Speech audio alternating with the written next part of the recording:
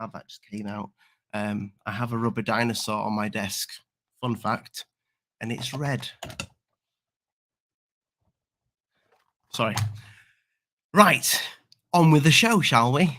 I'm not the greatest person at intros, but we have that one time I was abducted by aliens on the show. Bree and Jamie tonight. We have Alien Girl 111, and we have Artemis Prime, but she's a little late. And we probably have our little friend GUFON joining us probably after he's had his nap.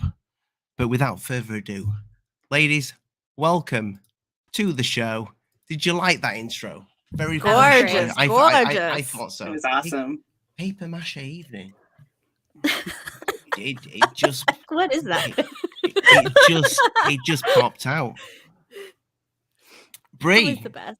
Jamie, this is the first time I've met you. I know. Hello. Thank you for having us on. Pleasure. I found you both through seeing you on Alien Girl. Nice. Yes, we is love Jamie. Amy. Yeah. A lot to say. They're amazing. Amy's my UFO crush for life. Too. Oh, I know, right back at you. I have to say, you have an impressive channel. Thank you. And I did put all the links in the description, all 25 of them. All 25 of them, yeah, exactly. Yeah, they are all down there. And I've never seen anybody interview Bigfoot before. Right? That was the most impressive interview. So if anybody in the chat wants to know if Bigfoot is real, head over to the YouTube channel and watch the Bigfoot interview. I want that. You need to give me Bigfoot. I want the Bigfoot. He's fun. He was super fun to interview, and we have plans to have him come on again soon. I'm not surprised. Yeah, I loved him. I enjoyed the Bigfoot very much, and I've just been watching you having Grant Cameron on the show as well. So you girls have been busy. He interviewed us too, and that was just so cool. I think for he both did, of us, yeah. for him to ask us to be interviewed, that was a cool moment. I think that goes down in my life now. Exactly. You've got have you ladies got a bucket list? And I know you've got one, Amy. Ooh. And it was to have Alien Addict on the show. Yes, Yeah. and it's finished, and it We've done happened, that. and it was the most epic episode ever. Yes, thank you for noticing. But all three of you is there? I know I have a bucket list. But is there a ufology bucket list? It's not necessarily that we have a bucket list. I'll say one thing that me and Bree have done since the beginning of doing this. We're going on our 5th year now. We're new to the YouTube world, but we've been an audio podcast for the last 4 years. And one thing that we've done since the beginning is we've been not shy about asking people to come on and just kind of like going for it, because what's the worst that's going to happen? They're going to say no. So we've been pretty bold with the kind of people that we've wanted on the show. So we've only been turned down a very small handful of times. So I don't know if we have a bucket list, because we are not afraid really to ask anyone. Yeah. Good for you. I will say we did get turned down by Stephen Greer. We did ask him, but he did not come on. Yeah, I think we weren't really turned down. She was just like, they didn't really kind of wanted more information, and then just didn't get back to us. Exactly. He'll come and at Nick some Pope. point. I don't know. And Nick Pope. Like, and here's the Pope. thing: we have a very long history with Nick Pope. Nick Pope once got very drunk and ate my nachos, and we've had more than I've one bought him conversation. So many drinks too. It's just and like, not even funny. When we're in person, he's like, yeah, podcast. And then the minute we ask him when we're not around him, he's just like, it's like he has no idea who we are, and he's like, what? No, I'm sorry, I'm busy. I know. He even told you and my husband told my husband and Jamie like where he hangs out, kind of outside of the UFO world if we want, because we are not that far from each other. Mm-hmm. So it was like, yeah, like let's hang out kind of thing. And then he invited us. He invited us out with his wife. He was like, yeah, we'll all go out together. Here's where I hang out, and then won't come on our podcast. Reverse to the nachos. Okay. So and the quesadilla. And the quesadilla. Nick Pope ate all your nachos. Yeah, 100%. Bree got him drunk, and then he ate our nachos. I believe I have several pictures of it on our Instagram, if I remember correctly. Where was this when you got Nick Pope drunk? Contact at the Desert. We go every single year. he seems like such a straight-laced guy. I mean, They all he do, is, but you gotta but slip them the sauce, and then they're like loosen up a little bit. so it's one of the ways that we ask a lot of speakers to come on the podcast is we try to get them very drunk at these conferences, and then we're like, "Hey, you want to come on the podcast?" And they're like, "Yeah, I'm drunk. We're having a great time." And then when they get sober, they don't realize that they have told us yes, they will come on our podcast. It's rude of him not to come on, especially after he ate your full bag of nachos. It's been years. It's been years now. I think we've seen him at pretty much every conference we've ever been to. He's been there, and we've had some sort of an interaction with him.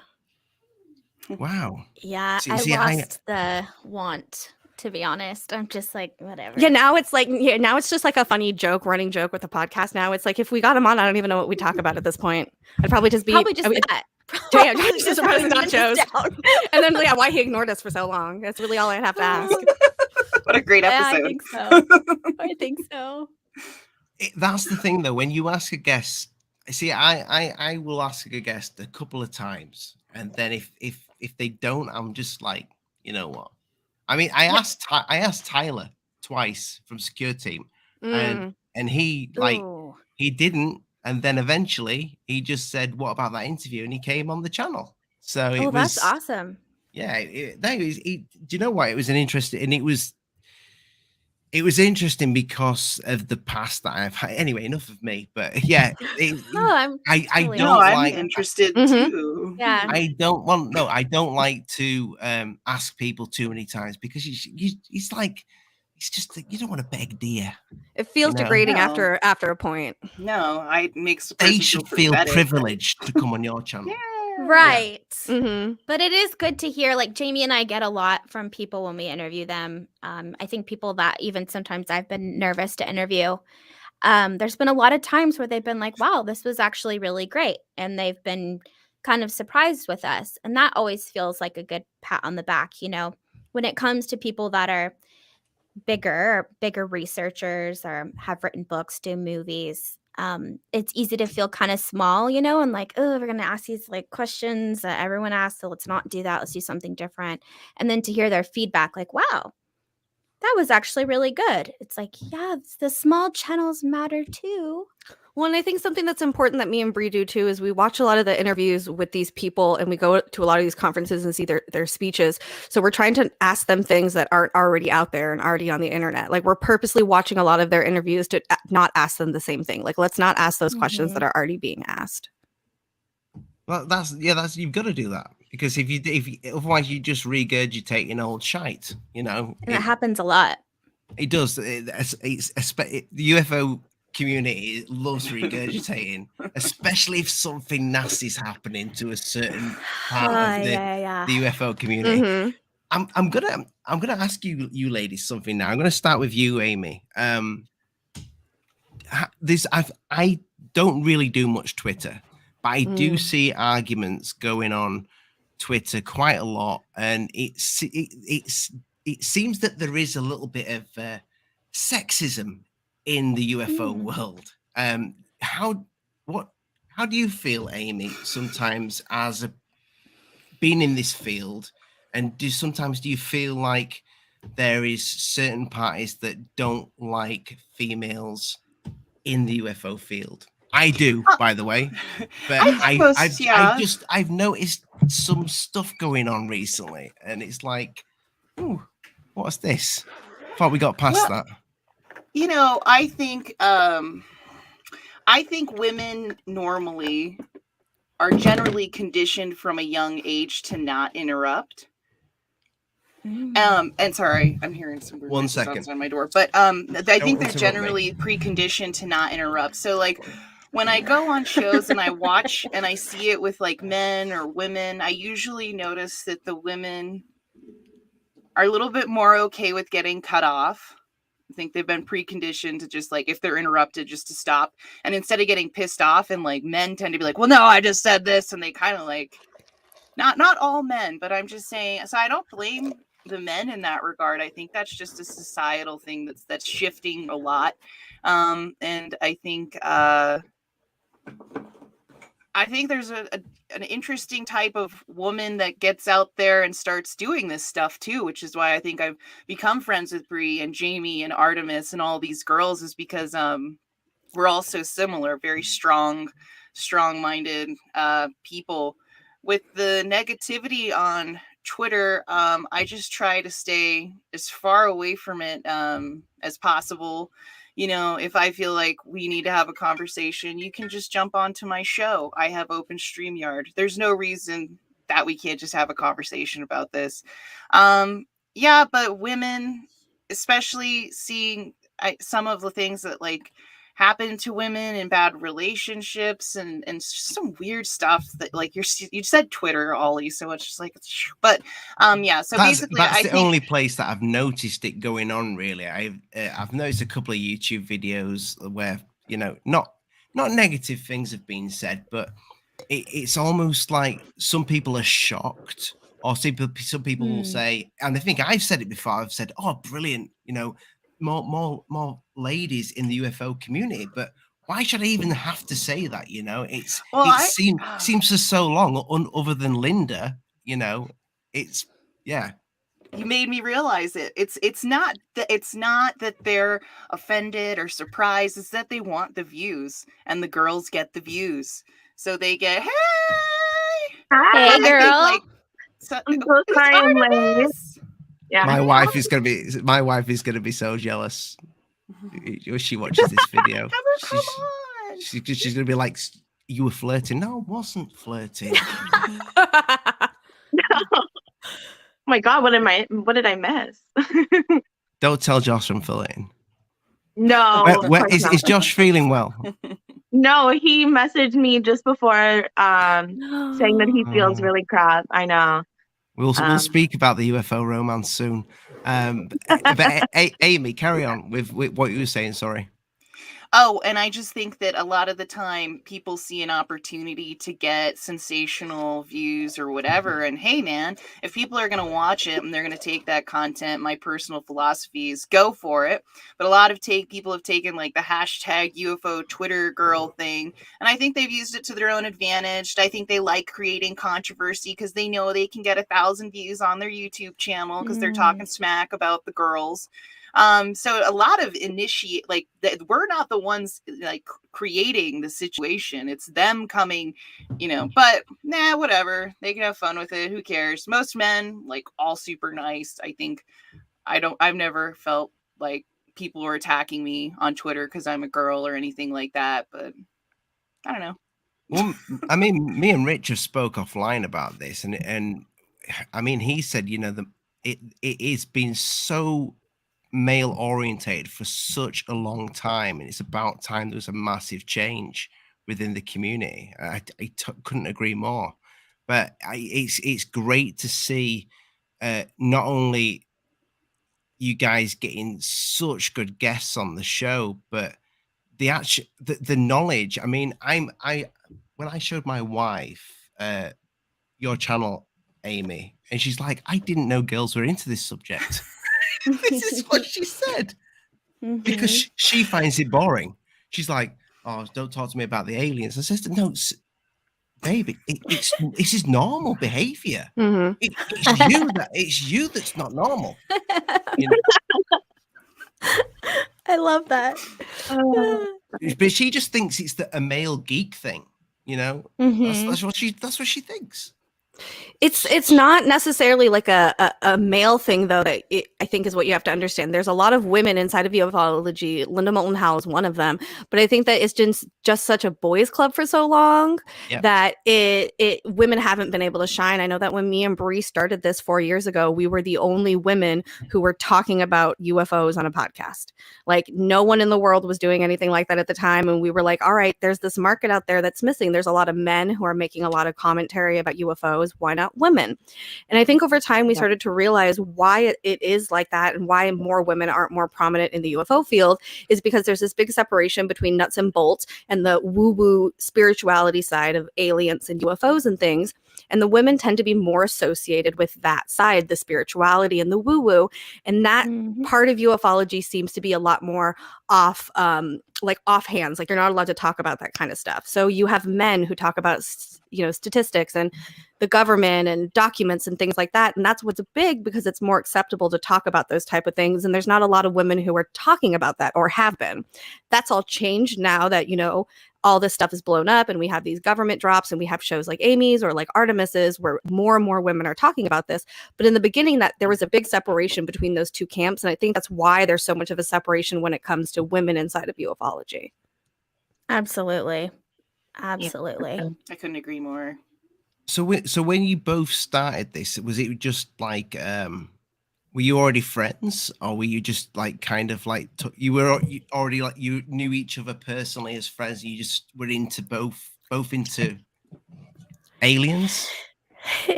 I'll let you tell it, Brie.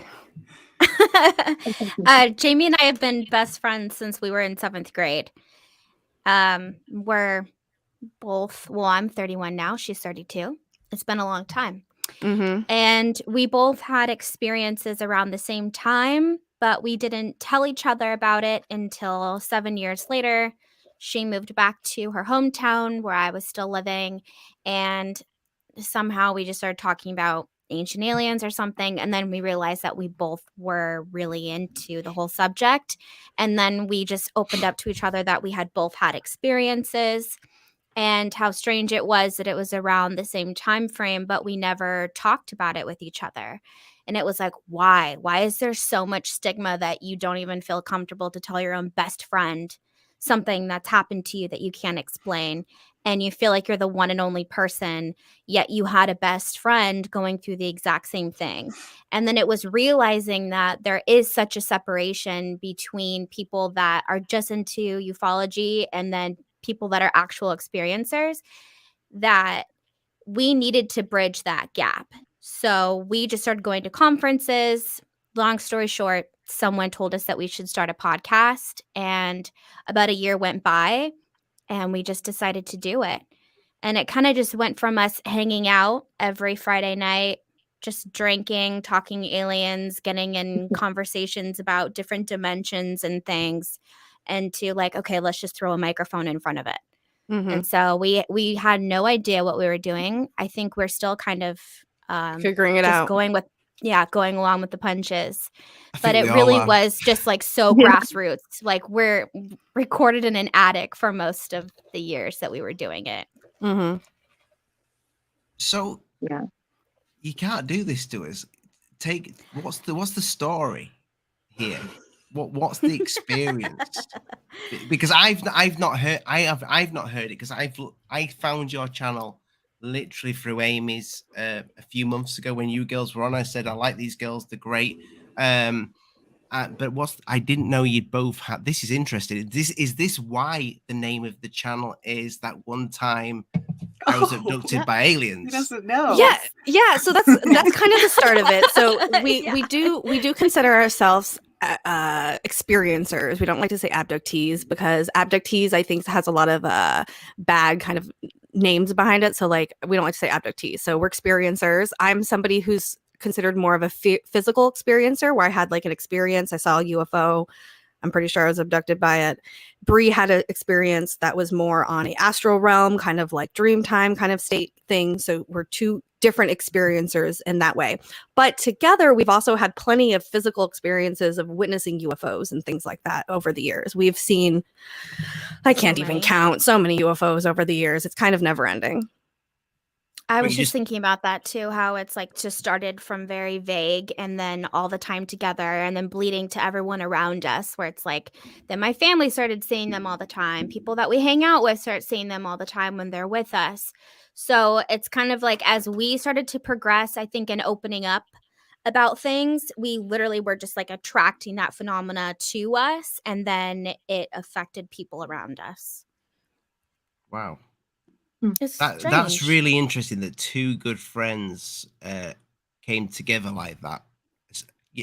I'm drawn to that when you hear these stories, and it's not just two people that have decided to do a show together. But you girls have known each other since. Oh my God, Jamie, how long has it been? Because I'm bad at math. I don't know. I'm so bad at math. It has to be over 15 years at this point. You know, it's been a really long time that we've known each other. And I think what's interesting too is with the progression of the podcast and the more and more we learned and the more knowledgeable we became, we also learned a lot more about ourselves and the path that we're on and how a lot more connected me and Brie are than just the surface. Like we started realizing that before we even really hung out with each other, we probably lived within like blocks of each other and didn't even realize it. Like we had the same neighbors at one point. Like we had to have lived a house away from each other and had no idea about it. We're only a few minutes from each other anyway. Even when we started recording, she was right down the street. It took her less than 2 minutes to get to my house. So it's just weird things like that. Where I think we were both kind of, at this point, feel like it was absolutely meant to be. And even though there was a lot of struggles and, you know, the path seems so weird and just zigzagging all around, that it was really meant to come together and to do this together. And that we both have very different perspectives. And we both struggle with different things. And I think that we balance each other out. Definitely is a meant to be kind of situation.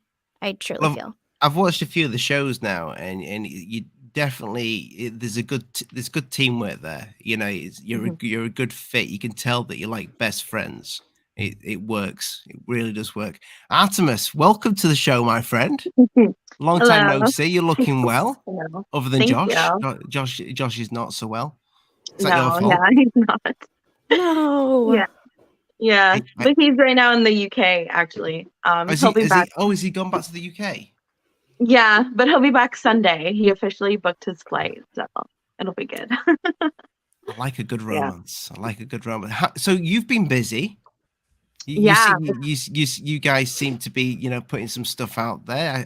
I see I don't really understand Instagram, but I do see that there's stuff going up all the time and the tweets. So what's going on in Artemis Prime's world when it comes to the ufology realm? It's been, a whirlwind. But yeah, we started our channel about a month ago now. I think, we've done 11 or 12 episodes, which is crazy. But it's been really good. I don't know, like it feels good. Like we've been getting a lot of really cool people to interview, and it's a whole other world. Like when you're actually the one hosting, like you guys will know, but like the ones like hosting a podcast versus being a guest, and like just the amount of like prep that goes behind the scenes, and like I don't know, it's a lot of work behind the scenes for sure. And last week it was like a burnout because we ended up booking, because we rescheduled a show, so we had like 4 shows in the week, plus I had like 2 other lives as well, so it was a lot in 1 week, which doesn't sound like that much, but it was it was actually a lot, but it's been really good. Just enjoying this like new journey, I guess. Like I've always been interested in the topic, but to actually have a channel and like a space to talk about it to other people is like it's a whole other world, but I'm loving it. Yeah, it's fun. It's different. So, it's awesome. So did you I'm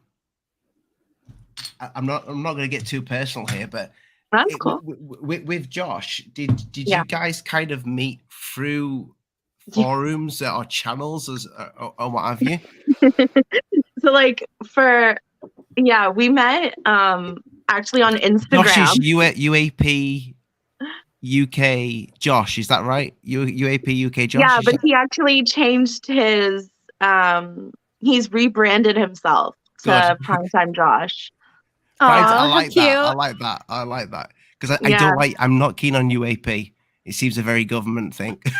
Yeah. And well, also because it was like tied to the UK, and he's going to be living in Canada now. So, you know, it's kind of like a new beginning for him too, which is cool. So he's taking your name. Essentially, yeah. Oh, wow. If you want to think of it like that, it's funny. Yeah. I know, and Primetime is like our channel name. Yeah, it just rolls off the tongue though, you know, like Primetime and Primetime Josh. Yeah, It's funny. Yeah, so I just like we weren't like I just randomly messaged or replied to like his Insta story one day, because he shared like an interview that was coming up, and I was like, I just replied saying that I was looking forward to the interview too. I don't even know why. Like I had never talked to him before, and vice versa. And then after that, we just kept messaging back and forth, and then I don't know, started flirting. I don't know why. We just did. That's cute though. Yeah. I mean, we went back into like those conversations to like see like how it all played out, and we're like, wow, we started flirting like really early on. So I guess like we were both just drawn to each other. I guess it was funny because we were like, wow, like kind of out of character, and like, yeah, we didn't talk about UFOs for very long. It was like, no, it was funny. Yeah, and then I don't know, so we hadn't met yet, and like that was in like the end of July, and then yeah, it just kind of progressed from there. And then he came in October, and he had to go back just to like tie up some like work things, and then he's coming back for good. And for good, and then Yeah. then you're gonna be doing not only be a couple but like work together in the UFO community. Fantastic. Yeah, I know, and it's only been like a few months, and like, but it feels, I don't know, it sounds crazy maybe to like other people, but it just feels right, and it feels when good. it's right. Yeah, You know? and I mean, something we're doing is working, and it you know, so it feels like we're on the right path. So why fight that? You know, life is short. It is. It So, is. If yeah, you need, follow your heart. If you got Exactly. a feeling, just do it. Exactly. Is it Amy? Is it Zofa? Zofa? The super Yeah, chat? Zofa. Yeah, Zofa. Zofa. Thanks, man. Give it a super chat. Everybody, Amy, give it a help super me chat. out. Help me out here with my dyslexia because I don't want to read it out and butcher it. But it's right. Let me get a bit closer with my eyeballs. Is that £5? It is £5. Thank you very much for the £5. £5. Is that woman? Women. Obviously, woman. Than we expect, I believe. As Amy Definitely. knows from my research, there's a faction out there that appear as women plus cows. We have had communication about bovines and women and the women in white and various other things that are very interesting. Xofa has a great channel too. You should definitely check it out. It's pretty far out there, but he's got the research and the facts and the data to back it up. That's the stories and testimonies. So yeah. Well, thank you for that, especially Zofa. I appreciate that. We're talking about like women. Yeah, there's Laura. Laura, thank you for the super sticker. Super sticker. Keep it What going, is it? guys. Keep it going. Oh, it's that pear again. Everybody loves putting the pear. Or is it an avocado? I don't know. But I appreciate it nevertheless. Nevertheless, I do appreciate it. It's interesting because the community, I do think I think not only it needs more ladies, but I think it needs couples to come together, you know. And I like that, Artemis, that you have them. But I mean more channels to just come together as one and forget the sex. I'm talking about people that are into maybe the paranormal, people are into ghosts, people are into UFOs. I really do feel over the last couple of years, and I said this to many of my subscribers, people that see me in the street and say, "You're that weird alien guy." Yes, I am. I've changed my attitude when it comes to this subject, and I do think that the paranormal has a big part to play in this, and I find it quite frustrating when you see the people who claim to be the top science guys in all of this when they seem to just like push that apart, and they like ignore a whole portion of this topic when it's like all under the same umbrella. And and they're definitely all related in some way between like the paranormal and whatever's going on in our skies. You know? Yeah, me and Bree talking about that a lot. We do something called Bobby's Cryptid Corner, and what we've started to kind of happen through this kind of little. It started off as just kind of like a segment that we were doing, has turned into this. Oh my God, everything is connected. Aliens, like Bigfoot, fucking ghosts, everything is all the same. There's all like a thread here that connects all of it. There's something about it being on the other side of this veil, and that's this commonality that we have. We need to figure out what this veil is, and then we can talk about what's behind it. What do you think's behind it, ladies? Aliens, ghosts, UFOs, interdimensional beings, our higher selves. Yeah. Who knows? All of it? I think everything? it all comes down to dimensions for sure. And it's just in other dimensions that we can't see. So to us, it's paranormal or it's alien because it doesn't coexist with us on this plane, or we get glimpses of it that bleeds through and it comes in and out. And that's what's so difficult for us to understand, because it's not something that's always here, that's always physical. You know, it's not something we can taste and touch and feel all the time. But I definitely think that it all comes down to dimensions and what is beyond the dimension that we're in now. And I think there's a lot of proof that there obviously is somewhere else, something else here simultaneously with us. Do you mean like coexisting on our planet? Not necessarily on our planet. Well, yes and no. Universe. You also never know, like what's in the oceans, really, because. Oh, for sure. Yeah, for sure, the oceans. I just mean like in our existence itself, like in our 3D, that this is all we can see, but we obviously have interactions with other things. Right. So just because we can't see it, it doesn't mean that it's not there. Okay. We've had plenty of experiences, I think all of us, where there's something there that you can't grab and hold on to, and that's why it's such a puzzle. Well, and I think about a good way of explaining it too is Neil deGrasse Tyson said this, but I'll paraphrase him. You think about ants. Ants only see things in 2Ds. So if you take an ant, put it on a piece of paper and draw a circle around it, the ant cannot escape that. So you think about us being in our 3D world, we have that, but just in a different frame of mind, right? And then so you think about that 5th or 6th or 7th dimension, it's that same thing. So there could be someone looking down at us and we're stuck in this little planet and they're looking at us like we're crazy because it's like, look, everything is out there, but it's the same way that we look at that ant stuck inside that circle. That's interesting. Who knows what's beyond? We just literally can't see it. Mm-hmm. How do they know how an ant sees? That's crazy. I have no idea. Always baffles me that. You know, when people say somebody will do, David Attenborough will do a documentary and go, here in the African jungle, and they'll show how a wolf sees or a cat sees. How do they know? Have they put a little tiny camera inside its eyeballs? And like how do they figure that out? It's crazy. Science is crazy. I do think when it comes to the subject though of ghosts and aliens together, it's a risky little game that a channel has when you mix the two together, because you've got a massive risk of losing half your audience. I kind of noticed that happening and it building back up. But when I went down that route of the paranormal, I did see that there was, a lot of the hardcore science alien guys, Osvaldo's like, when Osvaldo Franco comes on the show quite often, he's a big ufologist.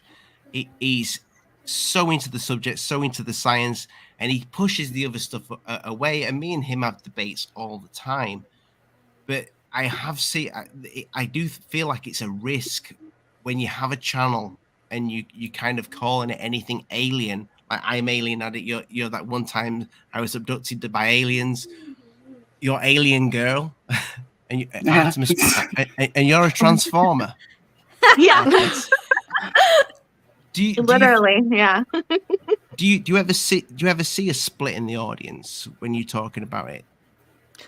I don't think we've seen it in ours, but I think it's the way that we have incorporated it into what we talk about is why we aren't losing that audience. It's when we are talking about the paranormal, we're not talking about it separately. We're not like, this is a paranormal episode. It just so happens that when we talk about aliens, a lot of this paranormal stuff tends to come up, especially when we're talking about things like cryptids and things. So I think it was just slowly over time, our audience just became really adjusted to it because we just kept talking about it. And so a lot of the people who are listeners of ours tend to agree with us on this. That's kind of like why they're listening. They're like, oh yeah, you guys are connecting those dots. That's crazy.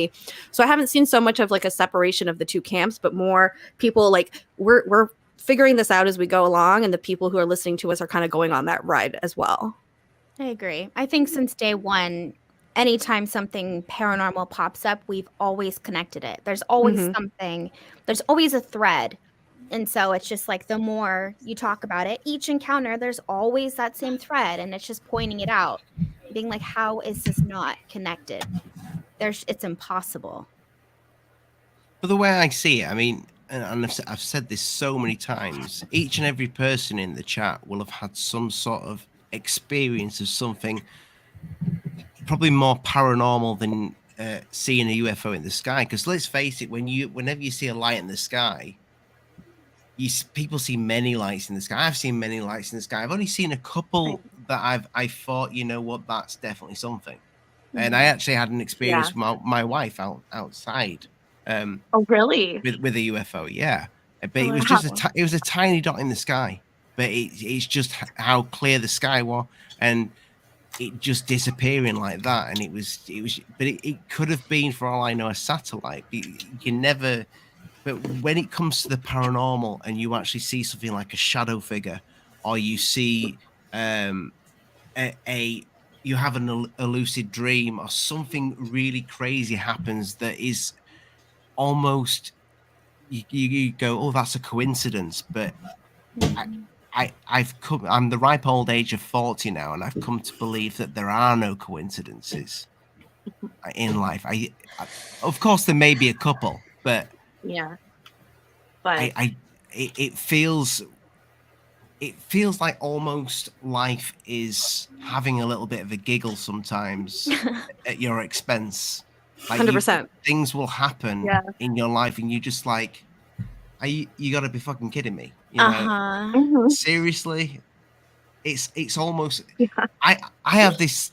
My father, when I was a kid, he used to say to me, Oliver, have you ever thought, what if you're God? And you've created everybody. Like, I've created all you girls, the audience, the channel, the world, everything about me. My wife, my kids, I've created them. It's just me, just little old me in this universe. It sometimes feels like that. I don't know if you get that feeling ever, that you just feel like something is cropping up. And just speaking of cropping up. Who invited me here? I'm crashing this party. It's the ladies' hour. I thought we agreed. What's up, everybody? I thought we agreed on the wig. What's that? I thought we agreed on the wig. Yeah. Oh, I forgot. All right, next time.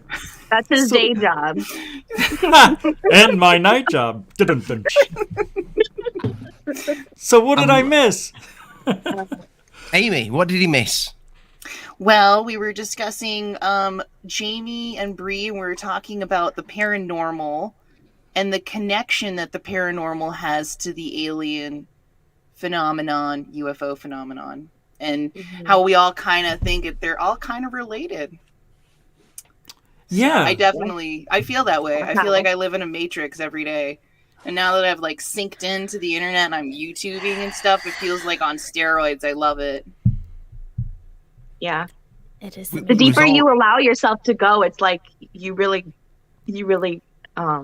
start to kind of keep opening your eyes to like more and more, I think, including the paranormal and like just that whole aspect. You know, it's kind of like what you're letting in at the same time. Yeah. Got to be careful, though. Don't use Ouija boards. Bree wants boards. I want to so bad. I've had a very bad experience with it. Yeah, I just don't think we should meddle. You know, it depends. Sometimes I'm in the chaos mood, and I tell Jamie like, "Yeah, we can do something like that." And then other times I'm more level-headed and smart, and I'm like, Jamie, we're gonna bring in the devil or something because we have luck doing things like that. We've We've had great bad experiences. Yeah. So, like, I don't think we should be messing around. Bree, you talk about Seriously. not meddling, Bree, but you've got a big black triangle behind you. I know. With like 3 eyeballs in the middle of it. So Yes. It's looking right at me. what I is that definitely about? believe in that, like, all-seeing eye thing. Mhm. Yeah, but Do you not think it could not be in a a good bad thing? way. Oh, okay, Yeah. that's interesting. Yeah, I just think of it as like source.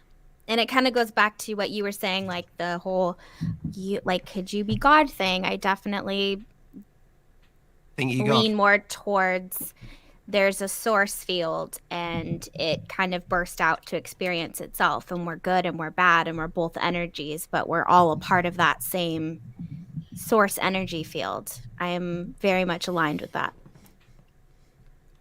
Rich, you've just joined the show. Have you got some questions for the ladies? Because I did want you to come on with me so you could help me out here. I'll be honest. I we've was talked sleeping. about all sorts. I know. I said you'd be asleep. I was. I said at the beginning. I said Rich is asleep. He'll be with us soon. He just woke up from a nap. Crazy. No, I didn't go to bed till 7 a.m. Oh my. Jesus. Why? Yeah, well, that's the normal schedule now. I talked to third phase of moon all the way up until wee hours because they're 6 hours. They're 5 hours behind. But it's okay. I like sleeping during the day. But I was thinking of questions, but I didn't have any just yet because I literally woke up and said, oh, alien addict! And then I came over. So this is me without my hair and makeup. We're here now, my friend. No, I was speaking with you, and I think it was like 3. When did we first meet, Rich? Was it about 2 years ago? It was, believe it or not, because we had a 2019. Yeah. Okay, we had a conversation then, and we both said there needs to be more females in the community. We've always said that.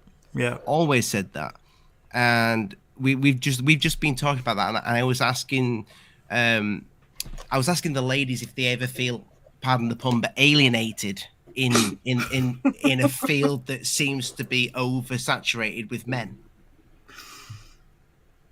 And they said no. They said no. You know, that's good. We just chilled with it. See, we need women, more women in this field, all fields, because they seem to be a lot more level-headed than the men, in my opinion.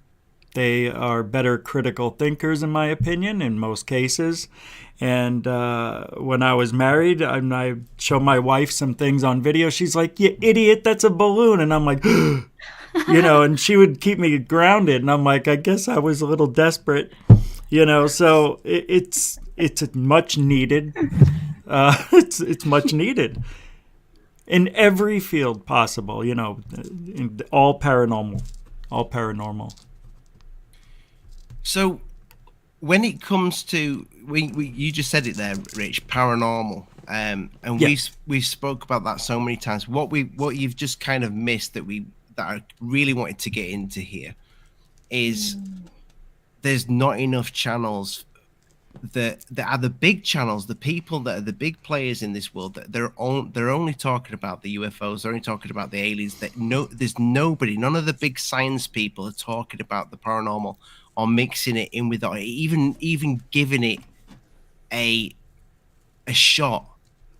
It's almost like it is, they are scared to even go there. And we were speaking with David on last week's show, and I've spoke with David quite a few times, and that was he's opened my eyes to the paranormal side.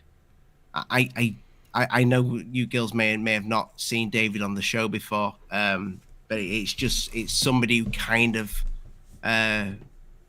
made me basically come out of being a total atheist to somebody who started to believe in maybe something is out there. But if that's there, it's definitely mixed in with this subject. Why is there nobody other than like the open-minded channels? Why is the big people not speaking about it? I think they're almost still scared to get like that stigma on their channel or something, and maybe It's like, don't shit, want we're just that talking about association. aliens. Yeah, they're already They're like, talking no, about we're aliens. we're gonna stick with the nuts and bolts, which, I mean, that's not like it's a bad thing. It's just that in addition to that, there's more. Like it's like you're looking through a little tunnel. Like just kind of get your head out of the tunnel and see that this is all related, and that one part of the subject isn't like better than the other. It's just different, and it's all related. And like it's kind of annoying sometimes when you do hear some of the bigger like YouTube channels not like discrediting it, but still kind of being like, oh, we want to stick to the facts and not the woo woo. And it's like, like credible, like witness testimonies are credible in like a court of law. So it's not like they're totally discreditable for any like experiencers and stuff. Obviously, you have to, have like, I don't know, you have to take some facts into consideration, because then you can't just believe anybody, because some people do lie. But at the same time, that doesn't mean that everybody is lying. And like we should give those people more respect as well, and just start thinking of the topic as a whole instead of separating it into all these little like subcategories, because I think we're entering like that new era where we are starting to, but it's a process. I think we need to be just more encouraging, I guess, on our own channels, and then talking to like people about it, and I don't know, just encouraging others to at least like think about a little more than what they've already been researching. It's and just it's hard. like the science thing. It's like the word science. They're thinking of aliens. Like I said earlier, it's like aliens. Someone said something like that. It's science and real. But that's exactly that. Just thinking of alien as being an extraterrestrial, like in an actual only in the sense that there's another living being on our plane. They're not thinking of an ultra-dimensional, a trans-dimensional. They're not taking those extra thoughts into consideration. They're still stuck in that just one is in this box. And I think that we're starting to break free of that. And there's a lot of people that just see it as like, oh, that is just pseudoscience. But really, there's a possibility that this is just a different type of science that we have yet to understand. And I think as humans, we're just so accustomed, we're so groomed into thinking that we know everything. And if it's not something that is all over agreed upon and in our books, that it can't be. And so I do dare more people to think a little bit outside of that, and not be so afraid to get out of that and get the judgment, because there's obviously judgment when it comes to that. Massive judgment. But Amy, how do you find it? When do you? I mean, I've watched quite a few of your shows, but I don't see you talking that much about the paranormal. You speak about a lot about planets and different types of aliens and what have you, but I haven't seen you speaking too much about the paranormal. Where do you like when it comes to this? So, I do not talk about the paranormal really at all on my show, unless my guest is very interested in the paranormal. Then I do like to discuss it, because for me, I really think it's interesting, like what Bigelow's doing with the funding, right? He wrote out a prize. He has $1 million reserved so that they can have, he's looking for 2 papers. He has 2. Yeah, he wants people to write great studies and write good academic papers about the afterlife. And whoever wins, right, gets $500,000. So I am very interested in the paranormal, especially when it's fact-based and there's some sort of quantifiable way to measure it. But for the most part, there's like a lot of it's just the aliens. But when it comes to the paranormal, there are some fact-based trails that we can follow, especially when you look at like the Cousins Brothers documentary, The First Earth Battalion, right? Because what's going on there is they were learning how to do remote viewing. Okay. And there are some sort of studies, I'm sure, somewhere around it, obviously, if the military is engaging with it. So when I think about the paranormal, I definitely think the power of the mind and how we communicate with each other is something that hasn't been discussed enough at all. And I think that's like a tiny little window into the paranormal aspect of ufology. Good point. And there's lots of documents about that being done. The government, Jamie and I went full blown down into that rabbit hole already. And I feel like if people knew more about that, I think that they would start to question a lot more. Definitely. How do we get I keep saying the bigger people, but I don't want to name any names, but I probably don't know the names. But how do we change it? How do we get this? I think doing this. I think you're already aiding in that. You know, I don't think we'll never be able to make other people think you know, a certain way, but it's just you doing what you're doing now and having people come together to ask those questions, and maybe other people will think of things differently than they have before. But I think if like everyone here is doing their own thing, if we just keep doing that, I think that's a great way. It's probably the best way. Yeah, it starts grassroots and then it starts to build its way up. You know, the more and more people, you know, let's say Artemis has someone on their show and then you start to ask more paranormal questions and it changes that conversation. And then it keeps going further than that because then more and more people start to have these questions surrounding that. So I think that it just starts on that grassroots level of exactly what's going on here. Yeah, Jamie, that is kind of a reason we didn't want to, like, when we were thinking of like our name before Primetime, we were like, we didn't want to just be associated with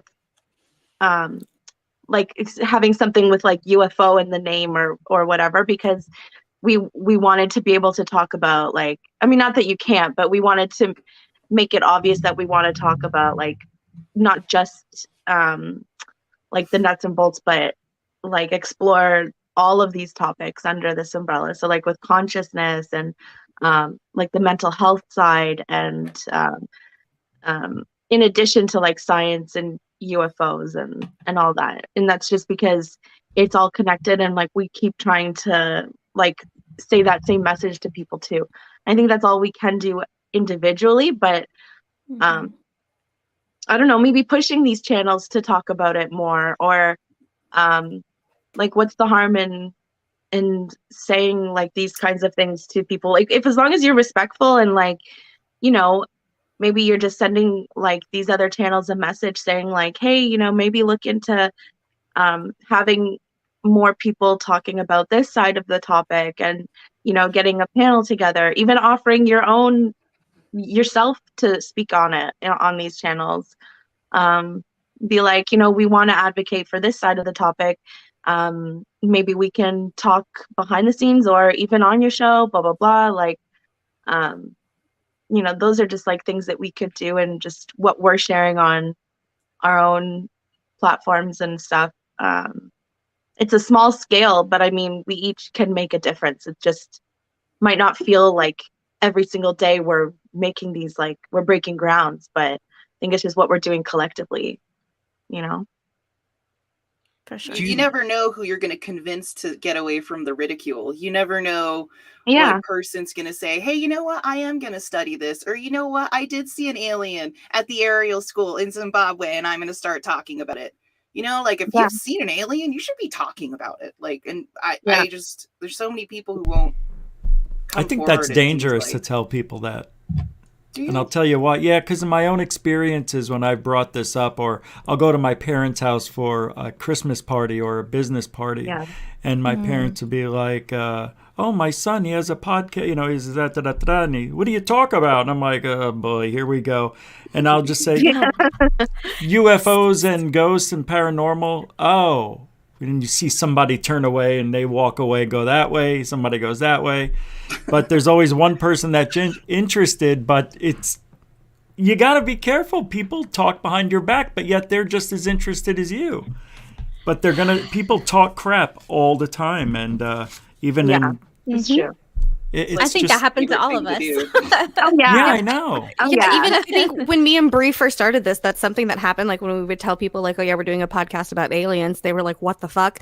But over time, I think something that we've realized though is that the more and more people we start to talk about this with, the more and more people are like, "Oh wait, tell me more about it." Like I think that it's changing over time. I think that what we're trying to do with all of us continuing to talk about this subject is just normalize it. You know, the more normal it is, the more we're going to be able to talk about it. And I think that's what's important. The more and more we have these experiencers come out and talk about their experiences, the more and more people come out and talk about their experiences. So I get what you mean, Rich, that you don't want to because you've had like bad experiences. And I think that that's super fucking shitty, but we're trying to make it better for everyone going forward too, so people don't have to have that same experience as you. And I think that by staying quiet sometimes we're perpetuating that fear of people coming out about their experiences. Yeah, it won't change I see unless it both we do ways. something different. No, absolutely, 100% both ways. Unfortunately, It's just, You know. if when people come out, they don't know what to expect if it's their first time. Look at what happened with Anjali.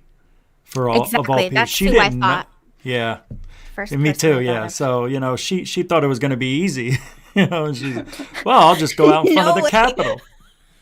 I think, but that's like a hard thing too that we have, like in the UFO world, is like all of these people thinking that they have to come out and make some sort of like weird declaration of like how they're going to come out with information. Like, what weird world do we live in where people just can't be like, "Hey, this is what I got." Like, why hold a press conference for this shit? Like, I think from the beginning, like, regardless of whether her story is true or not, because we all live in our own realities and we all think things are true in our own realities. But like, why on earth would you make some big skeptical out of it? That's what gets me. Like, what was the point of that? She was missing the trumpets. She should have for sure had like a whole marching band. But like, all jokes aside though, not everyone thinks like that. Maybe she didn't Right. realize that she was literally coming out to a pack of wolves. I think especially in the Twitter world, there's a lot of wolves out here. And maybe she good was just not point. thinking that she's throwing herself into the fire. Yeah, she thought, well, they'll think what I'm thinking, and they'll understand. They'll want to know. Yay. Sorry, Thank you, David. David's my free. David, you've really stuck around for this long. Wow, that's amazing. You get a Stephen Gray thumbs up for that one, mate. Thank you very much. Wow, 300. He is here, 300. Wow. I don't want to dwell on the Anjali thing. But Amy, where are you on that now? Because you had her on the show. Do you believe her? You're calling me out on this. Okay. Do you What believe do I her? think?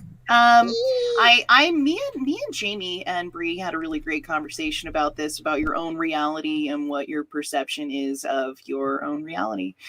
And I think she's being honest about her own perspective. And I think she believes that these things have happened to her, that she went down the mountain. I do think that there is kind of maybe some sort of agenda behind her from other people that might be trying to push this whole thing into a new direction to grow legs of its own and become its own thing, if that makes sense. So that's where I'm at with it. I believe her. I believe she believes. So you believe That's good she words. believes. That's good words. Yeah, and I I agree believe with she Amy. believes. Same thing. I believe that she believes it happened to her, Yeah. and that's where I Which think we should leave it. sucks. But That that's sucks for her too, that she fully believes it, because then that means that she tried to come out to a community that did not accept her at all and put her through the shredders. That kind of sucks. She's got followers who I say really there's still are in people. alignment with her. Yeah, there's know. she has people who are very into her and her message, and I think that the problem with her and what Amy was talking about, people kind of directing her from the back. I think that if she just would have like been on Twitter and talked about her message or whatever, but I think the people behind her who were trying to turn this into a bigger moving wheel is where it started to go into a weird culty kind of territory, and why she ended up getting ripped to shreds, and and Yeah. that's really what happened. Well, she's the woo-woo-y one, and then she was like, "I'm gonna get you guys evidence." Big Like we were claim. talking That's about what earlier, did the it. woo-woo and the nuts and bolts. So all of us woo-woo people were like, "Oh yeah, that's cool. She's kind of like Corey Good or David Wilcock." And then she was like, but I'm going to bring evidence. And everyone Like, stormed on her. That's what happened. Where is it? Like, everybody's like, wait, you just said he's not, like, yeah. And the whole I have evidence thing, I think, just made people go nuts. She wanted to get the evidence in December. She said, I'm going to, get this research team together. I'll announce who they are next week or 2 weeks from now. And then, everybody's like, that ain't never going to happen. She's never going to make it there, and myself included. I'm like, there's no aliens in a mountain. And of course it happened, and she canceled, and Wayne had cancer, and all this stuff happened. And my God, she she handled it as best as anybody ever has, I think. She did a good job. But, like you guys were saying, it's her experience, and that's one thing we can't step into. But she shouldn't have said, "I'm tell her what she did or didn't." Yeah, exactly. Or what she can or cannot believe. It's up to her. But I think we could still be respectful. Yeah. I'll be respectful. I'll buy a book for my wife. She'll love it. Thank you, Dorothy Hawkins. Yeah, but some people are just so cruel. But when you hide behind a screen to say all this crap, it's easy to get caught up in that. And that's what some people forget. It's like, well, at the end of the day, we're all human and we do have feelings, and we're all speaking in this topic, from different points of view because we're all different, but we can still have that level of respect for sure. It's just hard. In general. Life is too short. It really is. And that sounds cliche, but it's like, why are you going to waste it doing or saying this kind of crap to each other, Because we're sick of it. We're sick of hearing people lie, and we want evidence. No, and I agree with that. Yeah, and that's why. There are people who try to stir the pot on purpose, which is even worse, because then it's like you want to have this faith in humanity, and then people do that crap, and you're like, seriously, I'm trying to be on your side, work with me. But I think just reiterating that same message and then just not giving attention to all this hate. What's up? Okay, I have a question, and I think Bree might possibly, I don't know if she's reading my mind, but you talk about this evidence, right? What do you, Rich, what does evidence mean to you? What do you mean by evidence? Because I've found in our research over the years that there is no picture, there is no video, there is no story that I could tell you that could convince you that aliens are real. And I'm not mean you, I just mean anybody in general, right?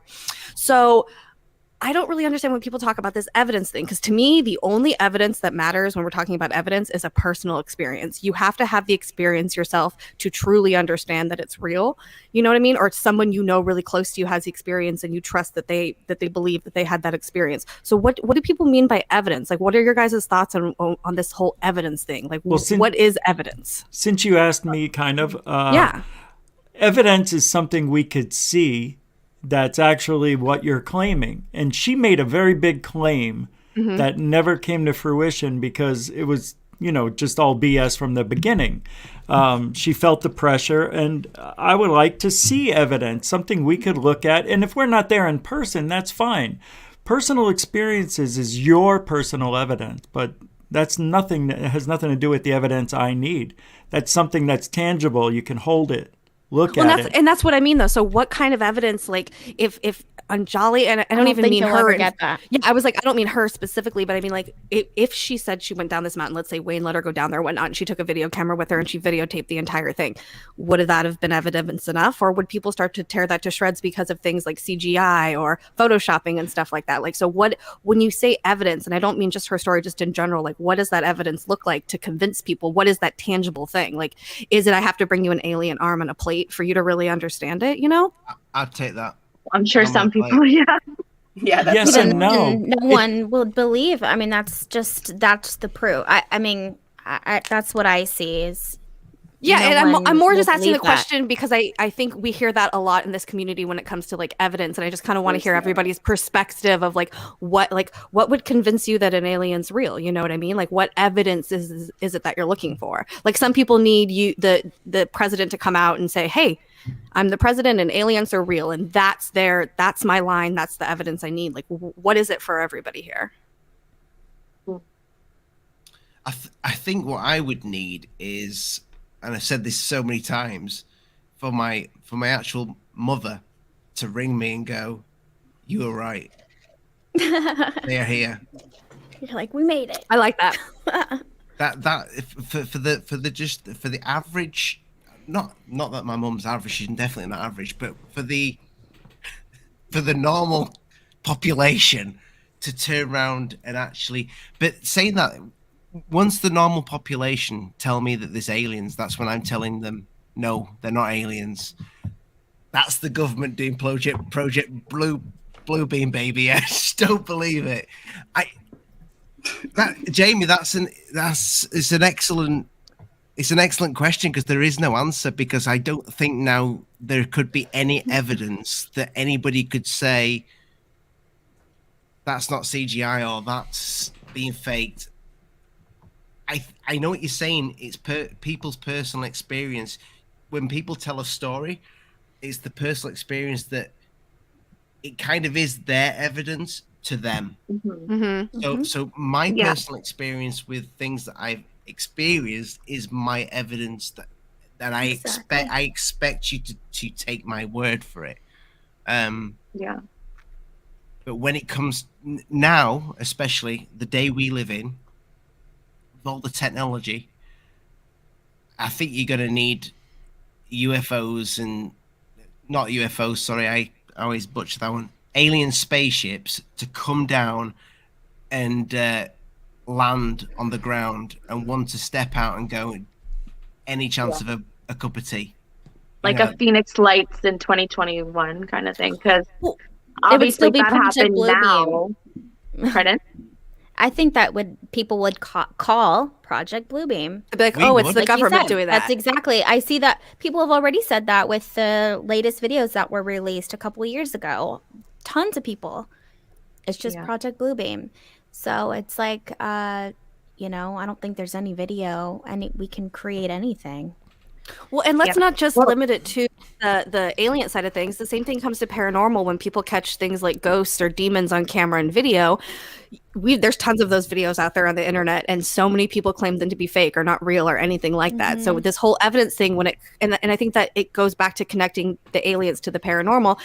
That is another thread that you have there. This way of like not being able to show evidence or proof, even if you have a video or a photo. Yeah. There's never going to be any evidence now that anybody's going to accept. No. It's not going to happen. Never. No, but I think that's why we're having this conversation, because we need to talk about what are acceptable forms of evidence that the masses are going to accept. You know what I mean? It depends on what the evidence is and how it's delivered. That's a pretty broad statement to say just evidence. It depends on how it's presented. There's so many different... If you want to show an alien, well, we're going to have to see that alien do things like walk around, speak perhaps. If you're just talking about orbs and those are the aliens, and, we got to see that orb transform maybe or show itself on camera. There's so many different ways this evidence would have to be showcased for it to be taken real. Depends on what it is. Yeah, 100%. Rich, to answer Jamie's question there, what do you actually think that they could do? What do you think could actually happen now? For somebody to release something to you, one of my biggest skeptic friends who's into the field. Yeah, with good reason. I know, with good reason. But what would convince you? What would convince me? Well, if the government was going to present it and make it official, I would like an announcement made that would be a worldwide event, happen on maybe television and at a certain time. And then what they would do is announce that they've made contact with aliens however long ago, explain where they come from, what they want, what they're doing here, and maybe have like a Alien 101 before they bring the evidence out to us, and teach the public what we're going to look at and show us why what they're going to bring forward is alien, it's real, this isn't CGI, it's not fake. If they could do something like that and present it to the whole world at the same time, I think that shows a lot of balls, first of all. And second of all, well, then you'll have a lot of skeptics wanting to know, is this real? Is it in a studio? Just like the moon landings. Then we're going to go down that road. So they would have to bring in some people from the public and meet the alien. It's just, there's got to be a way that the whole world can do it. I think the whole world would have to see it at the same time. That's just in my opinion. I think that would be proof enough. If you got all the governments together, do a TV show, maybe at the UN, who knows? Yeah, and make that announcement and prove it that way. I can't think of another way. I don't know. I wouldn't want to just meet the alien. I want to touch the alien. I want to smell the alien. I'd need all the evidence. I need all that alien evidence. Everything. Well, eventually they will. Eventually we'll all be living together. That's the thing, right? We want to coexist. You don't believe that for a second. No, you're asking me how would I want the evidence presented to prove that it's real? That's one way I would like to see it done. Because that would prove to me that, wow, you've got people from Russia and China and all these other countries all over the world, all their heads of state are showing up at the UN or whatever to meet this alien. Well, they've already met it, but to showcase it. It's weird. I don't know. It would have to be a worldwide event. It just can't happen in America. It just can't happen in Russia. Then we'll say, well, they're faking it. But you get everybody involved, well, then everybody's faking it at the same time. I don't know. Just a thought. Yeah. I've thought of many different ways, and I think that would be a powerful message. What do we all think of the stuff that came out through the gimbal footage, the Tic Tac footage, the Go Fast, all that? Were you ladies impressed with that? No. Oh, I was so happy. I was happy. I mean, like, impressed. Yeah. I think what we're talking about specifically is about the mainstream media also announcing the fact that aliens are real, right? Like, at what point, where is the evidence, right? Like, where is the evidence? Well, the government controls so much of what's coming out anyway, that's going to be the evidence that's completely confirmed as being what, and how, you guys know what I mean? Yeah, like basically all the cover-ups that they've done over the years and how it's all kind of unraveling. I think that alone also is part of this disclosure, because people are realizing, oh, hey, maybe the government is hiding more than we think. In like all aspects, not just the UFO community, but still in this community, I think some people are starting to realize that. And the more that does come out by like officials or pilots and like this radar footage, whatever, I think that does help a lot with some of the people who are like not involved in the topic at all. Like those people will probably need more of the evidence, and also just more of the bigger exposures, because they haven't been in, like, they're not on UFO Twitter, or they're not in these like YouTube channels to hear what people have to say like daily. So for people who are not sorry, for people who are not like involved in this at all, they'll need like something way more concrete. Get it out. Artemis, don't die. Yeah. So they'll just need more of that evidence, and that's not a bad thing. It's just, that's just part of the umbrella. And I think we just have to accept that as well, but we have to be accepting of that and the experiencer side and the paranormal side. We just have to make it like on the same playing field, because it's all related, but it definitely helps for people who are not involved in this like at all, or the older generation who, maybe did see a lot that they never spoke about in the past. So it helps. Jamie, you said no. Okay, yeah. So we're going to ruffle some feathers here, depending on how your audience and everybody leans. But I'm not into the government release of documents or any of those videos. Like, I'm just not into them. I don't find them impressive. And I don't, exactly what Artemis was saying, we're realizing more and more every day that our government is lying to us about more and more things. So why in the world are we trusting the government when it comes to them releasing information about aliens? It's really hard for me to grasp that and understand it. And I know that that's a big part of the community right now, are these government drops and things. And I look at it from the outside and I'm very like, wait, what? Why are you listening to the government now? they've lied for a long time. Like, I remember years before the official like New York Times report and everything, someone from the Pentagon came out before Harry Reid did it, and like it was a very small press conference, and he was like, "Hey everybody, I just want to let you guys know we're investigating UFOs with black money. Have a nice day." And that was the entire press conference, and it was not in the mainstream news. Nobody talked about it. It was super hush hush. So when people talk about, oh my God, the government's admitting things, it's like they've been doing it for a long time. It's just we haven't been paying attention to it, and the mass media hasn't been putting it out there. So I'm not into this whole narrative of the government and the mass media being hand in hand and delivering us this message, because I just think that there's something inherently wrong with that if you just look at the history of our government. Narrative is a great word. I don't accept agrees. their narrative, and I refuse to let them take a hold of what the narrative is. And I personally, just me, I don't need any government to tell me what is and is not true. And I have heard that from a lot of experiencers as well. I think there's just a weird divide right now. I don't trust people that come out and say, I was working with this and I had a problem with the secrecy, and so now I'm coming out to like be the person to tell the truth. No, I don't buy it. Yeah, I just and no offense to people who are really into the government document side. That's your own not at personal all. journey. We all have our own. We all have our own. It's just we come from a very different angle, and we just don't quite understand this whole government aspect of it. I get that it's why it's in the news and why so many more people are talking about it. So like I enjoy that aspect of it, but I think it's a double-edged sword when it comes to the government talking about anything secret, whether it be aliens, UFOs, or the paranormal. I think there are cooler documents that the government has that people don't talk about, you know? Like super paranormal things. I think those are more juicy than them being like, yeah, there's some weird like UFOs and stuff. Do you mean like remote viewing? Yeah, there's a lot of things like that. And I just think those are a lot more interesting than even talking about like parallel realities and things like that. I think that's more interesting. And I wouldn't 100% not consider that those are our craft as well, and that we have already been traveling more than we've been told that we are. That's what you said, Rich. I know. What the fuck is going on? But there's still no proof. You can't have proof of everything, though.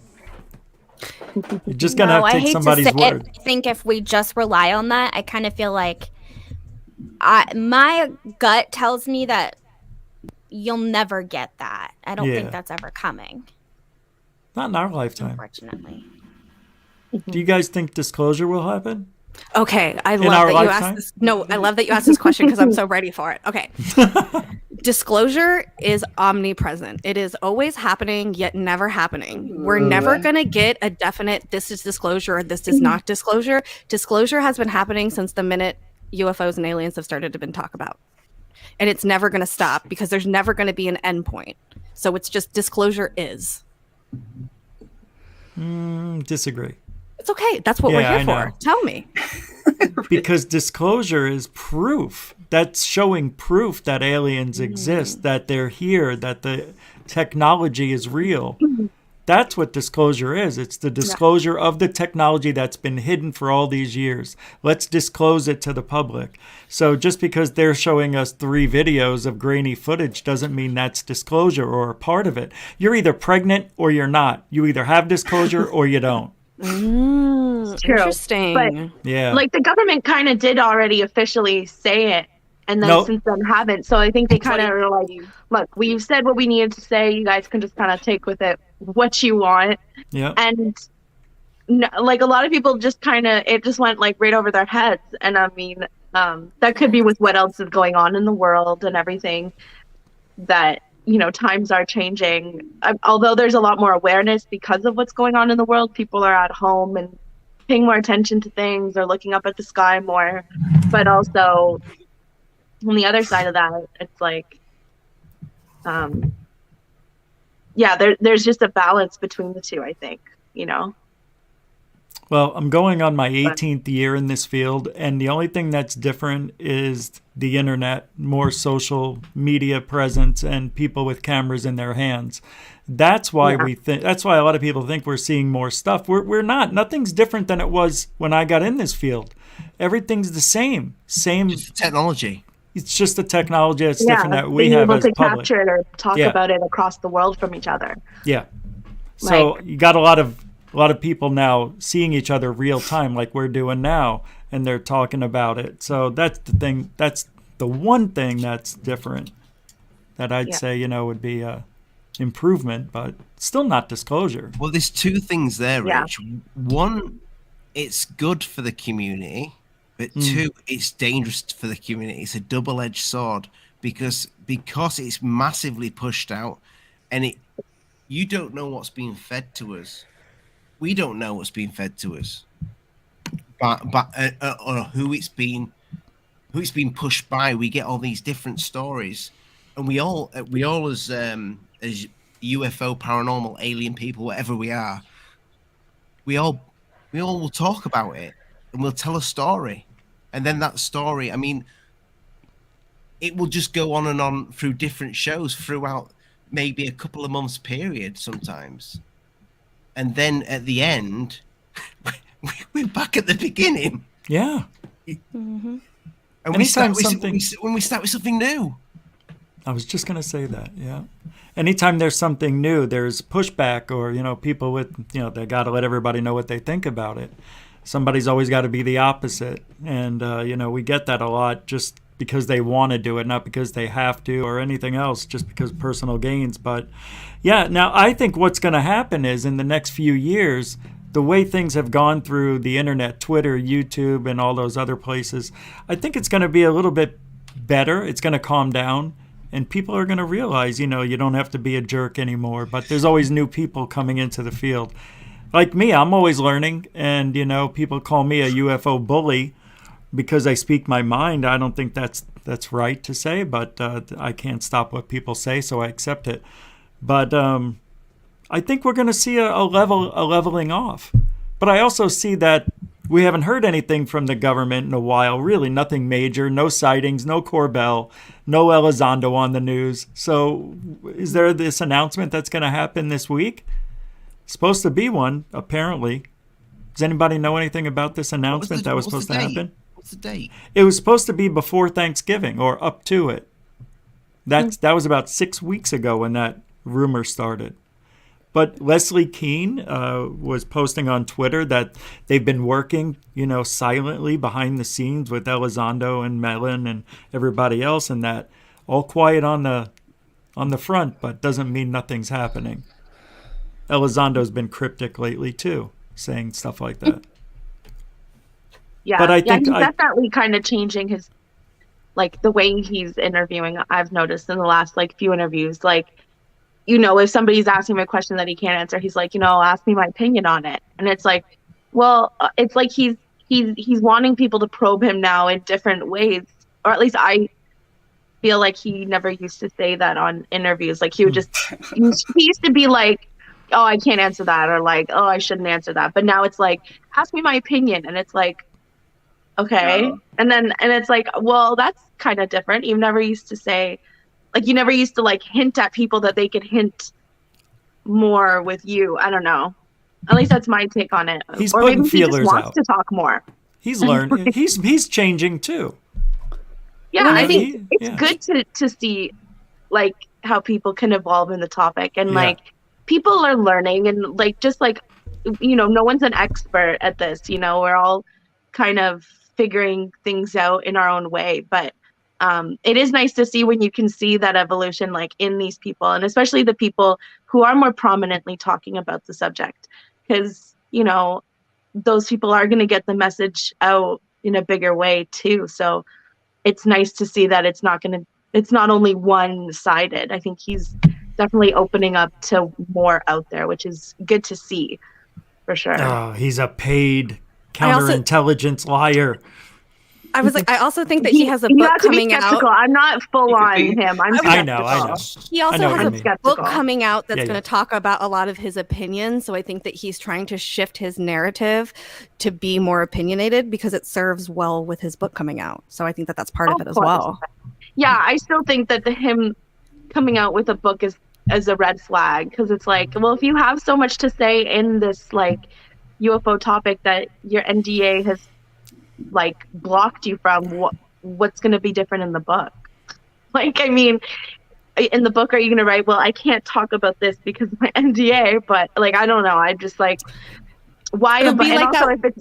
It'll be like the one book where he blacked all of it out.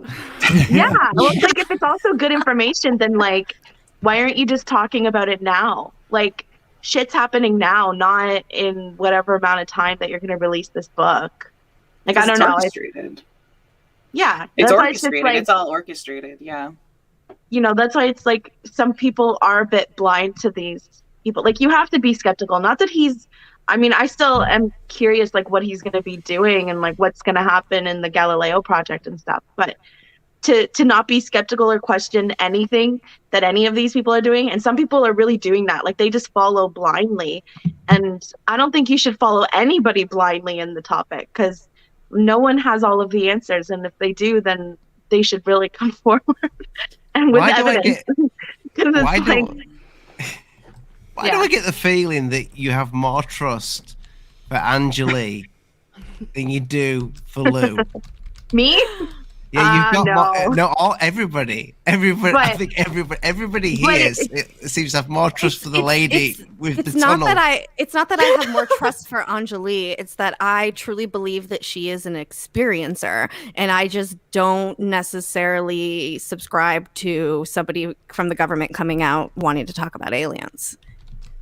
Yeah, when their job was to literally keep it a secret. Exactly. So it's like that flip of the script is like, okay. And here's another point that I like to make too, and not to call out names or anything, but Bob Lazar, regardless of how you fall and whether you believe him or not, look at the way the government treated him after this, right?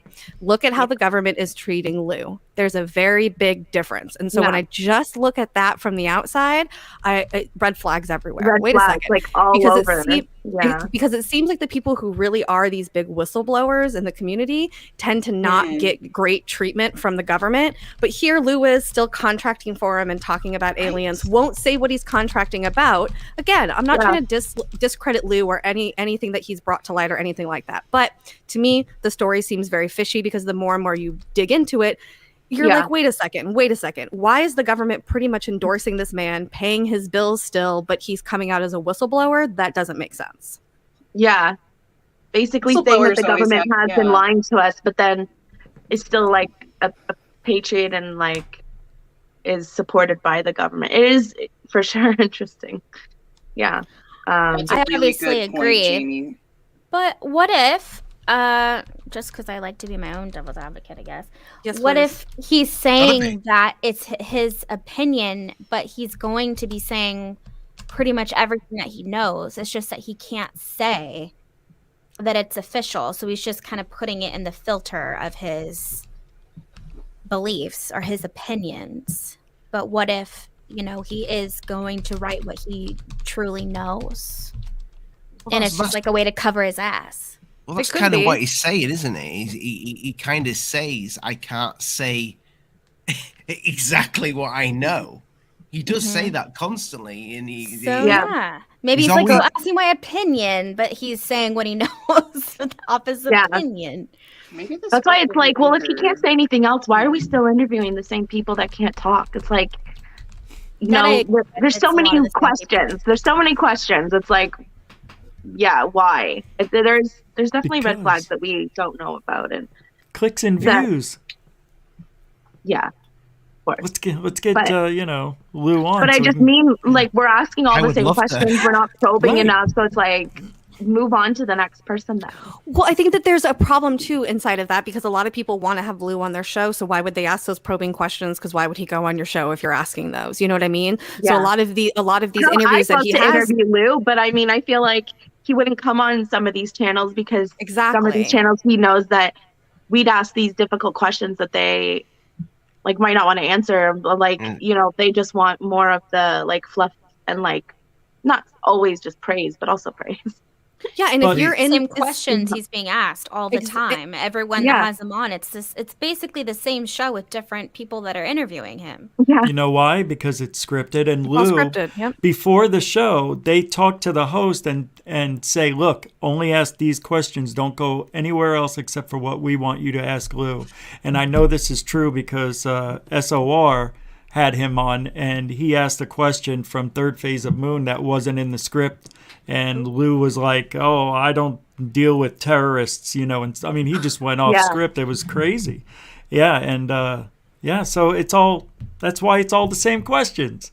That sucks though, because then that means that people just have him on the show just to be like, hey, I got Lou. Yeah, that's what I was 100%. Not for any new information. yeah. It's just literally for their own hype to be like, I got Lou. 1,000,000%. Yeah, and you know that hype, it might come like quick, but it's not going to stay either because people aren't actually interested in what you're saying. They just were following for the like Lou Elizondo hype, but it's more meaningful when you're gaining like followers or like building your own little community because they actually believe in what you're saying and what you put out there. So Well, and you can see it is that a nice lot of to these speak to these people, but if like it's not going to be only about these big guys. It's going to be talking to people more like you and us, or like different sort of like people in the topic, like on the mental health side, on the experiencer side, on the consciousness side, like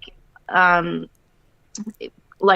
that exists with like spirituality and how it exists with what we see on radars and interdimensional beings and everything. Like it's all connected, and we need more people connecting these dots together, for sure. Yeah. So what would you do differently? Pardon? What would you all do differently if you had Lou? Had him. That's such a good question. Yeah, on the Yeah, show. I mean, Like, what? it's hard. I'm not talking about probing I'll Lou. take him. Yeah, like Yeah, I'm like, of course I'd love to interview him, but yeah, like I don't think, you know, I would have to. It would have to, like, I'd have to really think about questions that he hasn't been asked before, or that he's been asked. off And the he's like, cuff, off the cuff. Come on, let's go. Let's just have Oh, a bit of God, fun with this. Like, What what's we your do? favorite This- cocktail? No, What do I think you do on the weekends? I think if we had Lou on our What's your pickup career? we Like, would when this is over.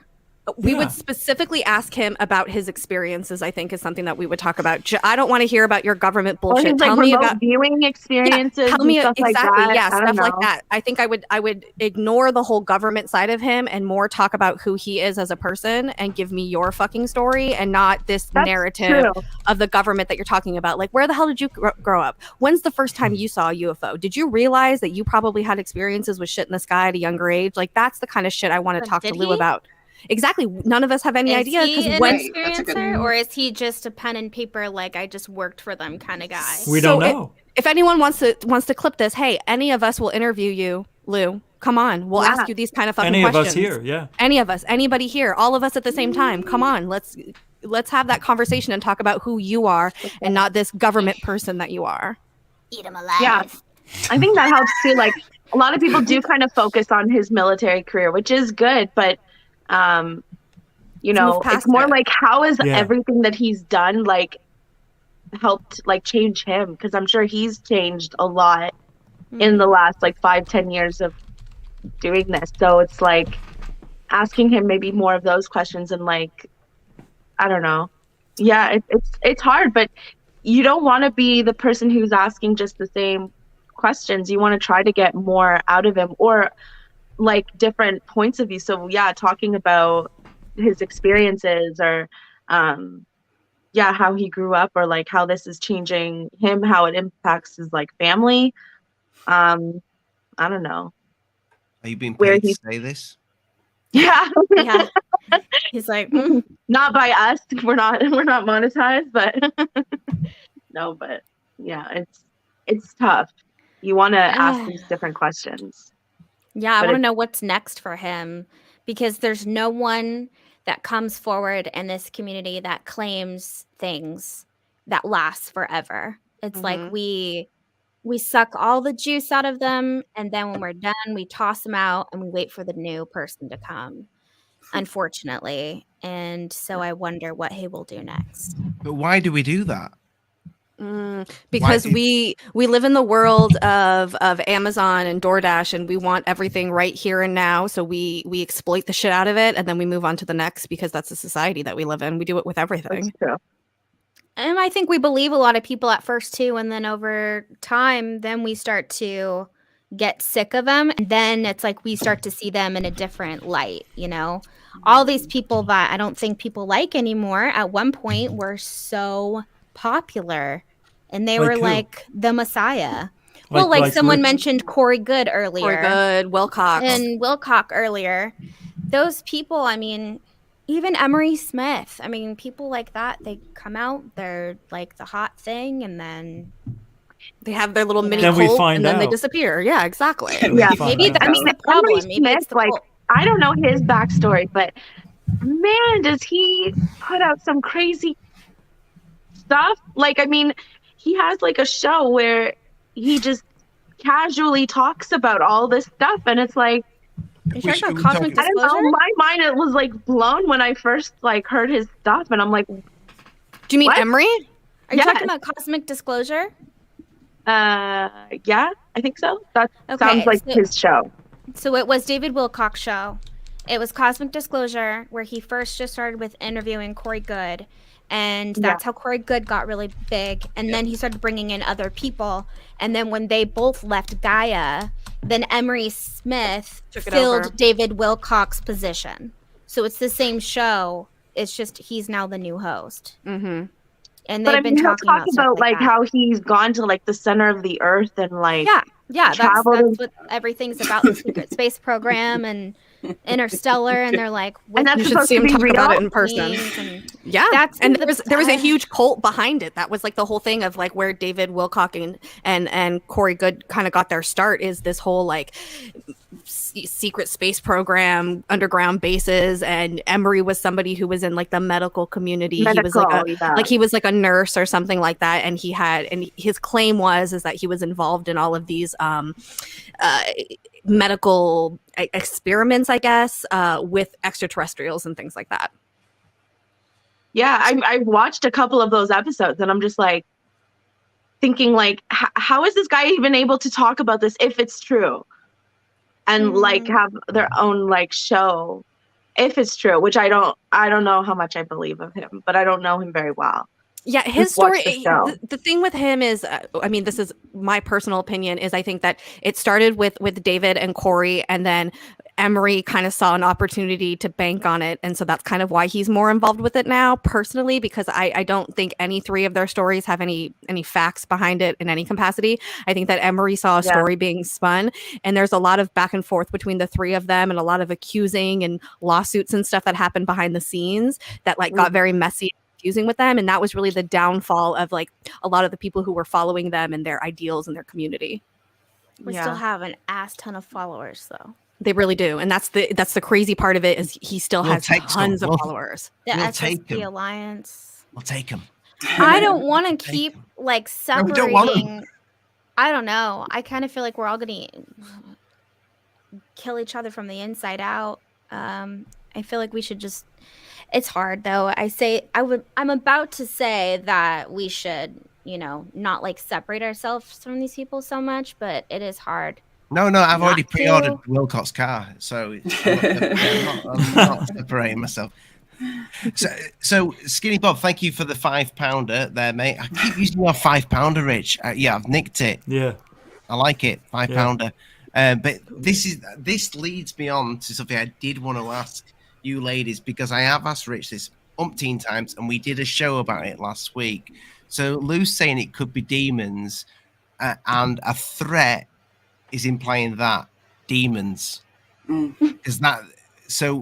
Where are your the show that I did last week, guys? Go check it out with Rich, David, and Lee about the demons. It was an awesome show. Go check that out. It was a lot of fun. But where are your thoughts when it comes to because we keep hearing this? We keep hearing the word demons. I've heard it a few times, not just from Lou, but from other people as well. I'll go first. I think that it's total bullshit. And when people talk about demons, it tends to lean towards the religious side of the world. And I think that somebody like Lou using the term demons is very on topic for the government narrative, because they like to control people specifically within kind of this religious bounds. Like when, we're talking about like Republicans and things like that. Republicans tend to lean more on this whole Christian side and their ideals and things like that. And something that happens a lot that we've experienced talking to experiencers is a lot of people growing up, their parents who were super religious and went to church, when they would try to tell their parents about these experiences with extraterrestrials, it was a demon. It's demons. We're taking you to the church. We're going to expel you. So I hate this idea that demons are aliens, because I think what it is they're using this God of the gap theory. It's something that they can't explain or understand. So they're using God to explain it. And when you're thinking about something negative, you can't use God. So therefore they use demons. Are you an atheist?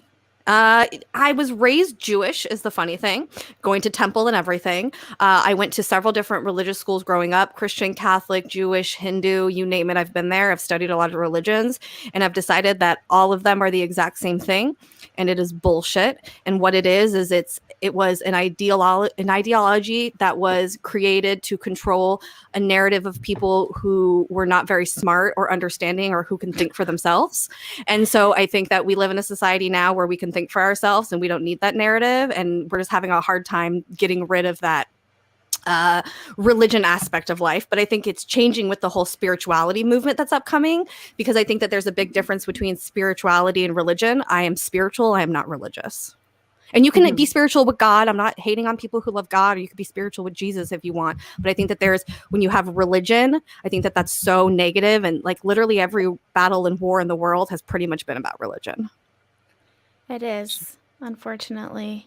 You see, I'm quite of an open book when it comes to this, but I always say this, and I look back at some of the ancients and what they was painting on walls and what have you, and some people will say, well, that's just ancient alien or whatever. But what if we're wrong? What if we are deadly wrong about this subject? And what if it is something else? So it's what if our elders were right? And we've been we've got a lot. We don't trust the government. We don't trust some of the scientists. What if there's a bigger narrative here? What if they know something? And I that's just a question. I'm not saying I believe that. I don't know what I believe anymore. But what if there's something to the legends? And I'm not really. I was an atheist. I'm not. I don't even know what I am anymore. But what if we're wrong? So like with the ancients, do you mean when they talk about gods coming, or do you mean like going back to the Bible? So I've never read the Bible. I know the story, never read it. Probably never read a proper book, to be honest with you, because I haven't got the concentration for it.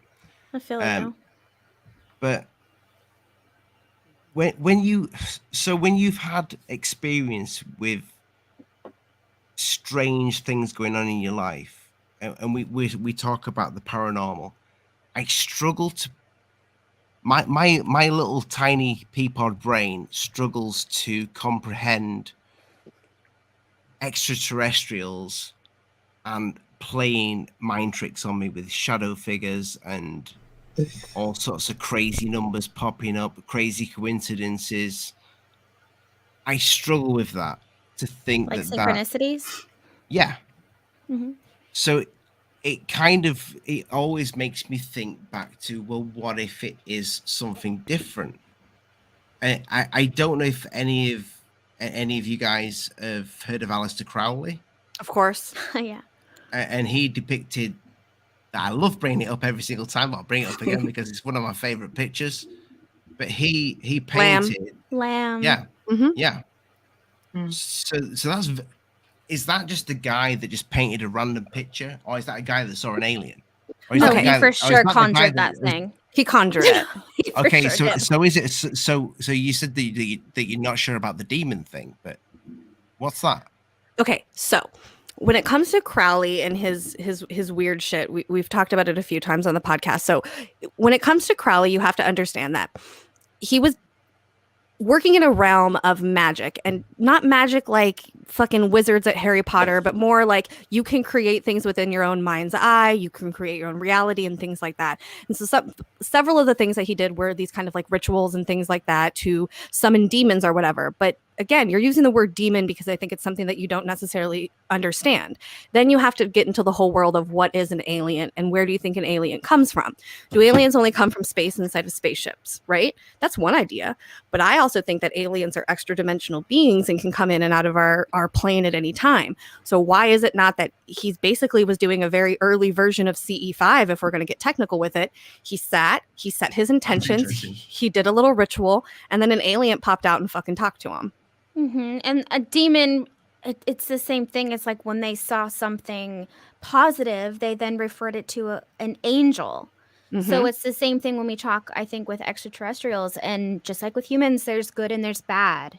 And so I think that those words became really religious, but really we're just talking about good and bad entities in general.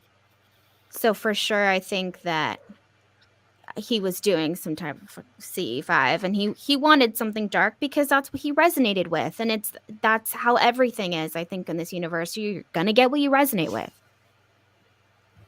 Jamie, I mean, I don't know the answer to this, but what did that little guy say to him? I don't remember off the top of my head. In all honesty, I don't remember. I just remember Lamb. Yeah, I remember the name. I don't know what. I need to find that out. Maybe I I don't remember what the hell he said. Obviously, not anything that important if I don't remember it. Rich, you could probably do the Ouija board. We could ET phone home. Ask him. Yeah. We'll summon Crowley. That'd be fun. I'll try it. No, don't do that. Crowley was one of the first You'll ones, do I it. think, who made this gap between aliens and the paranormal. And I think that we have to kind of recognize that his story has so much to do with both of it. And that's when I think we're trying to talk about the aliens as a whole and how to move forward in this community and how to go forward with progress. He was one of those people out there who was doing something like that. Like he was basically pulling aliens from other dimensions. Mm-hmm. And I mean, technically, with like Jack Parsons in his back pocket and them, I mean, technically, that's how our whole Space system. That's how our whole everything in space even happened. So it's all comes back to the occult, and I don't think a lot of people realize that. Yeah, That's if Parsons wouldn't have been friends with Crowley, then we wouldn't have rockets. It all comes from the occult. Mm-hmm. I struggle with it. No, a little bit of dead air never hurts anybody. I do struggle with this, the occult, and so you're saying that Crowley was possibly like remote viewing, or not remote viewing? Sorry, what's the other one? CE5 for sure. Yeah, CE5 for sure. Absolutely. I think that Intention. I think. Again, when we say CE5, there's a lot of stigma around the CE5 term. CE5 at its core is just going out there, setting your intention, and asking aliens to talk to you. So he was basically doing CE5 before CE5 was a thing. I'm sure because it was some type of a ritual and he was very based in like Satanism and all that kind of stuff, that I'm sure there was probably some meditation music in the background as well. So it's probably not far off than what Stephen Greer is doing these days. So Jamie, you would agree that that's not that. So you're agreeing that is no coincidence that he drew that is definitely what he drew. Mm-hmm. Is probably 100%. Yeah. Agree. I think that there's also a lot of these instances, if you look at some of the stories of skinwalkers where people talking about this thing coming out of a portal and looking very much so like an alien, that's very similar to what Alistair saw. Yeah, we opened a portal and here comes Lamb. Mm-hmm. I hope I don't see Lamb. It's only scary because I think you are perceiving it as a scary experience. This is something that hear a lot when we talk about experiencers and things is the very first time it happens, there's a fear, right? You're very scared. You don't know what's going on. And then over time, it's like not scary anymore. Like, oh, the aliens are here to visit me. It's fine. Whether that be a little bit of Stockholm syndrome or you're just more comfortable or what's happening is actually not that bad. Lamb might look scary, but what if he comes out and brings you a fucking chocolate cake and a puppy? I'll take the chocolate cake. That's what I'm saying. Exactly. So I think it's the circumstances and what's just happening to you. If you are with a Ouija board and you open up a fucking portal and Lamb comes out, yeah, probably fucking scary. But if he happens to come down your chimney with some fucking presents, then that's another story. So you mentioned when you said that Bree you've had experiences that where you've possibly had lucid dreams. Oh yeah, so many lucid dreams. Yeah, but Jamie, you said possibly an abduction. Yes. Mine are hard because they're not. Jamie like remembers things. Mine was very like a sleep paralysis, although it wasn't a sleep paralysis. And then as we started talking, then there were instances where then I remembered like weird physical things happening to me. So it's like a mixture. But I don't like to think that I was like physically, I don't know, but it's weird. Over time, it's more like maybe, probably. I want to know, Jamie, about that abduction. Okay. Tell a very quick story version of it because there's lots of details. I was living in Oakland at the time. I was driving home from old? Bree's. I was roughly about 17, 18 years old. I was driving home from Bree's house. She lived in the South Bay. I lived in Oakland. It's about a two-ish hour drive. It was very late at night. I'm talking like midnight, 1 o'clock in the morning, 2 a.m. kind of vibes. I wasn't the one driving. I was in the passenger seat. As we approached Oakland, I started to see something outside of the window that at first I thought was just a light. The more and more I looked at it, I realized it was a craft and it was driving alongside of me above people's houses. It was very strange. It was not a helicopter or a plane, didn't make any sounds. I got off the freeway. It still followed me. It ended up landing on top of a building. I was like, oh my God, I could see that building from my house. Let's go home and stare at it. So we rushed home. I lived at a 4-story walk up at the very top, ran up my stairs, plopped down in my window, watched this weird UFO. It was on top of this building. Oakland doesn't have a very big city. Who was you with? At the time, it was my boyfriend at the time. Me and my boyfriend, we lived together. So your boyfriend saw this as well? Absolutely. Well, at the time, yes, but later he doesn't remember any of it. That's the funny part. So I'm watching this thing. It's on top of the building. There's only so many big buildings, so I could physically kind of see this metal craft. And at the very top of it, there's like a light. And the light was like pulsating, changing colors from green to blue to pink, just all these different colors that lights wouldn't have done. This is like 2007-ish, 2008-ish. They didn't really have a lot of like LED lights and stuff like that. So that wasn't something I would necessarily like recognize as like one singular light that was changing. And the more and more I stared at it, I just felt like I was kind of hypnotized by it. I don't really know how much time had passed. And eventually a weird red light had shone through my window and I had noticed it, and it was almost like a laser pointer on my wall. And I was looking down on the ground trying to figure out who at like 2 o'clock in the morning was pointing a laser inside of my room. But this is Oakland and it's dead quiet and there's nothing going on. And I realized that this red beam is coming from where this UFO is. And the minute I make the connection of that's where it's coming from, it starts to scan all of the walls in my room, kind of back and forth and up and down. I'm immediately freaking out, like, what the hell's going on? My boyfriend is of no help to me at the time. He's just as confused as I am. So I call my best friend. He's with you. He's with me, yeah. And so I call one of my best friends at the time named Rafa, and I was like, hey, I'm freaking out. I'm seeing a UFO. This weird red light is in my room. And I think that he thought I was like joking with him. And his advice was to grab a bottle of water and hide in the closet because aliens can't open doorknobs and they're afraid of water, which if anyone knows this plot, it is the plot of Signs. Yeah. I at the time took his advice very seriously. I wasn't into the whole UFO stuff. I had no idea about aliens or anything at the time. And I went and I sat in my closet with a pack of cigarettes, an ashtray, a bottle of water with my boyfriend, and I shut the goddamn door and I sat in there with like the light of my phone, like chain smoking. And at some point in the night, I had fallen asleep. And then I woke up and Jamie. Yes. Just a little bit slower. I need to absorb it. I want to absorb it all. So next morning I wake up and I'm in bed and I'm in like pajamas. I'm not in the closet anymore. I don't have my pack of cigarettes with me. My water bottle's not with me. And I don't remember ever getting to bed. And when I was waking up in the morning, I was having this really weird dream about being like trapped inside of like a cocoon almost. And I woke up from this dream kind of like screaming this night after. And so I'm already kind of disoriented because I had this really weird dream that I was trapped inside a cocoon. And then all of a sudden I'm back inside my bed. And immediately I start to realize I didn't fall asleep here. How did I get here? Why am I wearing different clothes? I'm looking at my boyfriend next to me. He's still sleeping. And when he wakes up, I start to ask him, like, what the hell happened? He has no recollection of the night before. And in that moment, I realized that I had an experience. I just didn't know what had happened. And then over time, as I started to like remember more and more about what happened, I realized that like, oh, I think I might have went up on the spaceship with them. And that's why I have that missing amount of time and why I ended up back in bed. But you don't remember anything about being on board, anything, no? No, nor do I really want to remember, in all honesty. It's a little twofold. One, I think that's doing stuff like hypnotic regression is a little bit scary. I have a little bit of a dark mind. I don't want to open up some of those walls that don't necessarily need to be opened up. But I also think that if I needed to know what the hell happened to me there, that my weird alien spirit guides would probably tell me about it. And I think that they're just giving me the information that I need. So Bree, you've had lucid dreams. Was that around the same sort of time?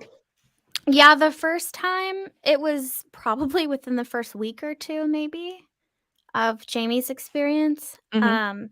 And did you two hang I about call it at that like a time? sleep paralysis, but I don't think it was because I was Yeah, awake. we And were then best friends at the time. I've had many experiences of like seeing like missing time, seeing UFOs, having missing time, weird things as a kid, a lot of weird things as a kid. So it sounds very physical, but I just seem to think that there's a big part of our consciousness that can also see itself physically. So that's why I struggle to think that like my body was physically taken somewhere. But Okay. very, yeah. Odd. There's a lot of times where it sounds like it was. But like I said, I think of it more of like a consciousness thing and not really. I mean, who knows? I think we're still figuring it out. And even a couple weeks ago, Jamie and I had something to do, and I was having a conversation with someone about it. And it wasn't until like hearing their feedback about some of the things I was sharing where I started to question, like, was it just a consciousness thing? So it's definitely a process of going through all these experiences and trying to figure out what the hell is happening. Artemis and Alien Girl. Amy, I can't remember if I asked you on our first interview, but what's got you? Have you had experiences? It's so interesting that you say that because I went on Jamie and Bree's show and we talked about them. And then you and I kind of talked about them too. But I have a little bit of a wild side. You know, we didn't really get into that on that show. I can't remember if we spoke about it. We talked about our astral projections, me, Bree, and Jamie, and a couple of the, experiences. And I think you and Rich both know about my CE5 because it's the photo that I have in the beginning of my intro. Rich is loving this. He's had a little bit of his magic. What does he call it, Rich? Magic. The Magic Man. Yeah, and he's just like, I like this. I'll listen to the stories. I'm just listening. I love it. But Jamie and Bree really opened me up a little bit more to that astral experience because astral projection's a weird thing. But I think when you have experiences that transform you, whether that be, in one way or another, that like Angela, right? Like she believes that this happened to her, and Angela. I've had Angela, and I kind of feel like I've had things. I was telling Jamie and Bree about a female alien spirit that I feel connected to. Yeah. Okay. No, you can't just stop there. What's this? They all know. They know. I really can't wait for this I do. episode to come out. I did the It's Stephen Greer legit. meditation. I did the Stephen Greer meditation one day, and then like I was on this planet, and then like I met this alien and lady, and she was like, "What's up?" And we talked a little bit, and then she was like, "All right, you know, we had a conversation that was important." Where is this on the Stephen Greer app? Yeah, I did the Stephen Greer meditation, and it was worth every He likes penny. it.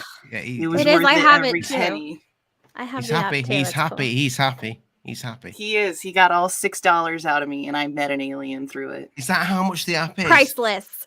Yeah, it's like $6. So it was a very in-depth Yeah. astral projection experience, though. I remember seeing the planet. It was like, you know, and I'm not, especially seeing like what has happened since then in my life in terms of like where it's at now with all of this alien stuff. It's not too far out of the realm of possibility that maybe I was astrally projecting, you know? Totally. But I have word. to question it myself. But the more I see value in this meditation that I had with this experience with the Stephen, So the you'd more recommend I the see, Stephen Greer app?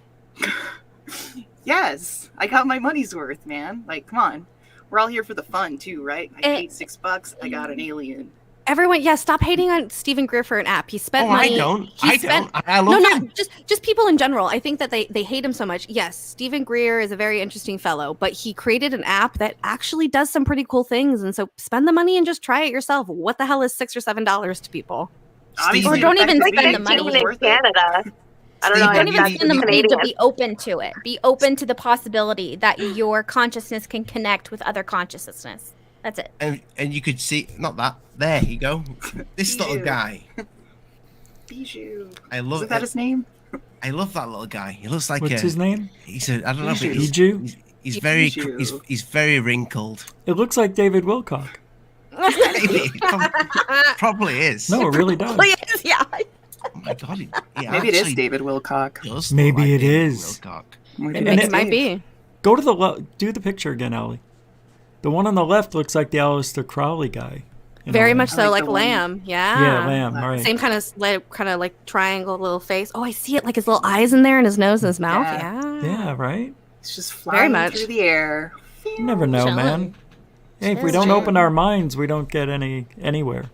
Hey, I will say this about Stephen Greer. I mean, as much as sometimes I've taken the piss out of him, when he did that that documentary that he put out for free and told everybody to share it, I was quite Cosmopoke. impressed. Yeah, I was quite impressed with that.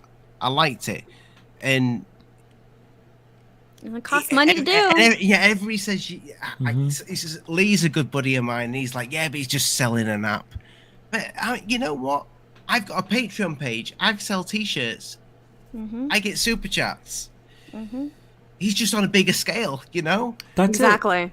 I hate on us, like always hating on people for trying to make a living doing what they love. Yeah. Yeah, And what's wrong with that? But There's people nothing do- wrong with getting paid for doing, and especially if what you're doing is giving value to other people, it. Right. then why do we look down on that? I don't understand that. It's like, Well, 'cause Greer when has a accepting history. People make money. It's just like, Yes. oh, that's I all would that agree they with want. Rich there. Of course, he has a history of making money, but he also has a history of bringing a different light not of just making consciousness money, to a but lot of other people. Oh, he's done some great work. 100%. He's definitely. He's done great work, and then he's also done things that are like snaky or slimy. Yeah. So there, Which takes You know, away from it's- his good work, and that's what's Exactly. shitty about it. But we're all human. it's true. I was just about to say that, Jamie. Yeah. We're all human. That's Yeah. true.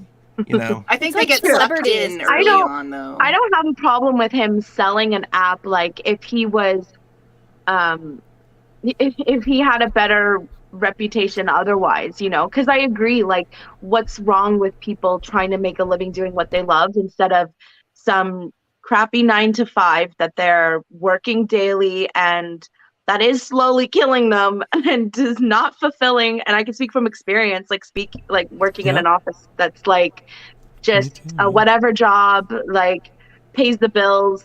But why, if you can do something that you love and you can live off of it, but also to be able to continue doing that, like Yes. that's not bad. Like I How are you going to totally make the show awesome? How are you going to Yeah, make the show awesome with no money? Yeah, no, I agree with that. Like, I mean, I'm all for that part. I think it's just because of everything else linked with him, and like, you know, he did do a lot of really good work in the beginning. And I mean, when I first got into the topic like years ago, he was one of the first people that I did find online, and like hearing about the Bob Lazar story and stuff. But yeah, there's, you know, you just like we've said before, you can't really fully trust anybody. You have to be skeptical of everybody, especially the people who say that they know the truth, or they know what's out there, or they're like basically an expert. I think those are red flags too, because it's like, not unless you really know something we all don't know, because otherwise we're all in like the same boat. You know, we're all figuring this out and talking about it and bringing more awareness to the topic. So yeah, there's a balance, I think, between that. Artemis, have you had experience before? Yes. I haven't had like a contact like experience, but I've had like some paranormal experiences, which is kind of I know you've odd. been on my channel since I started, pretty much. Same with Amy. Oh yeah, you were one of the first channels I started following too. Yeah, for sure. That's how I discovered Amy. I always tell her, I'm like, I was like fangirling Amy when she was on this show, and then when she followed me back on Twitter, I had like, you know, I wasn't even like on Twitter really, and she followed me back, and I was like, oh my god, why? There weren't a lot of girls. Yeah, well, that was the thing. I was like, oh my god, this cool chick like who talks about UFOs and like has this channel, and like now she's on Alien Addict. This is so cool. Yeah, at the time it was like really cool. Oh but my gosh, that's is this why you do it? Is this why you do what you do? I mean, no. These experiences have been in the last like, I would say like 5 years. Oh. So like already kind of being not involved like in like the forefront, but in behind the scenes, like I was definitely following the topic. What's that noise? So it's me. I'm getting a call. Oh. No, like, I don't know. She's acting all casual, like I don't know. Like, I don't know how to reach out. I know. I'm like trying to ignore it. And I'm like, please say no. I just thought you were really happy because she's kind of like frozen in a strange position. Your screen froze. Oh. Hello? Oh, there we go. No, there you are. Okay. Oh my god. What a mess. Okay, sorry. So this happened 5 years ago? Anyway. Within the last. Yeah, well, like, so I would say within like those years. So the paranormal stuff started happening in the last house I was living in. So in the last like 3 years, it was after I tried shrooms for the first time. Nice. And when I did, God, I know. Lee's experience as well. Lee said that. Lee said the same. But like, wow, did it ever like open things? Like it when I was on shrooms, like I felt like it was like a whole other perspective of the world that like came about. Like I also like I would see like I had like a knowing that there was like spirits everywhere. And that we were just like, it was so strange. But like, I had like a feeling that like, there is just like a veil between us, and like that there are other dimensions. Like it was a really cool experience. And after that happened, I would see, like I had like a vision of like this man, and like, almost like I could see a picture of him, but I'm like, I don't know who this person is. And I feel like he was like the person who used to live in that house, and he actually passed away, not in the house, but I think like he had an illness, and he was older, and I'm pretty sure that that's who I used to see. And like I've recorded videos just of like my kids or whatever, and then I'll hear stuff in the background of these recordings that's like really strange that I didn't hear in person at all.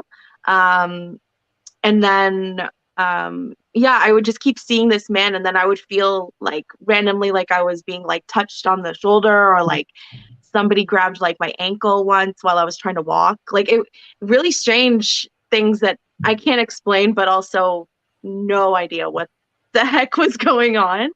And that's just been like in the last few years. And then for like seeing anything, I've definitely seen some weird things in the sky.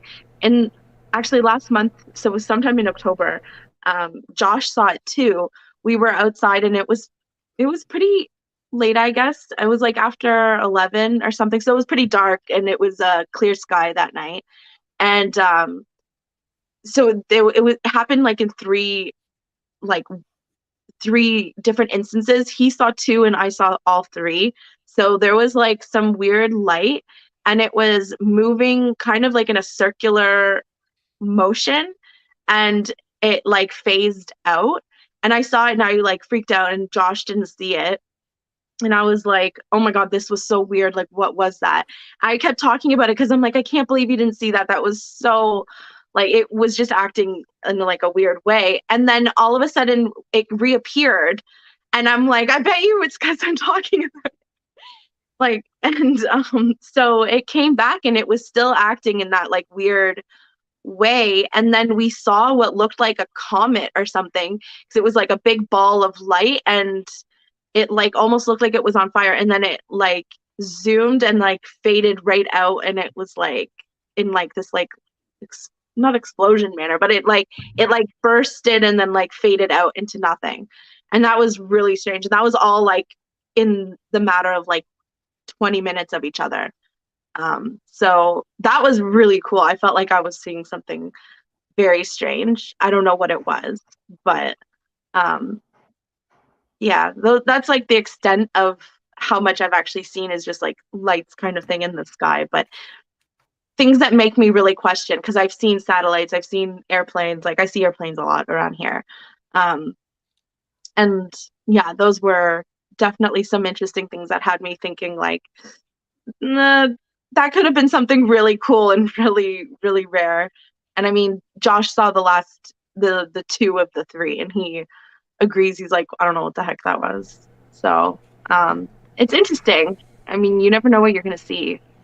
Why do you think, and this goes for everybody, why do you think we don't capture them, the good ones? Because like I said, I was out there with my wife and I saw something for a split second. Now, my excuse for this was like 3 months ago.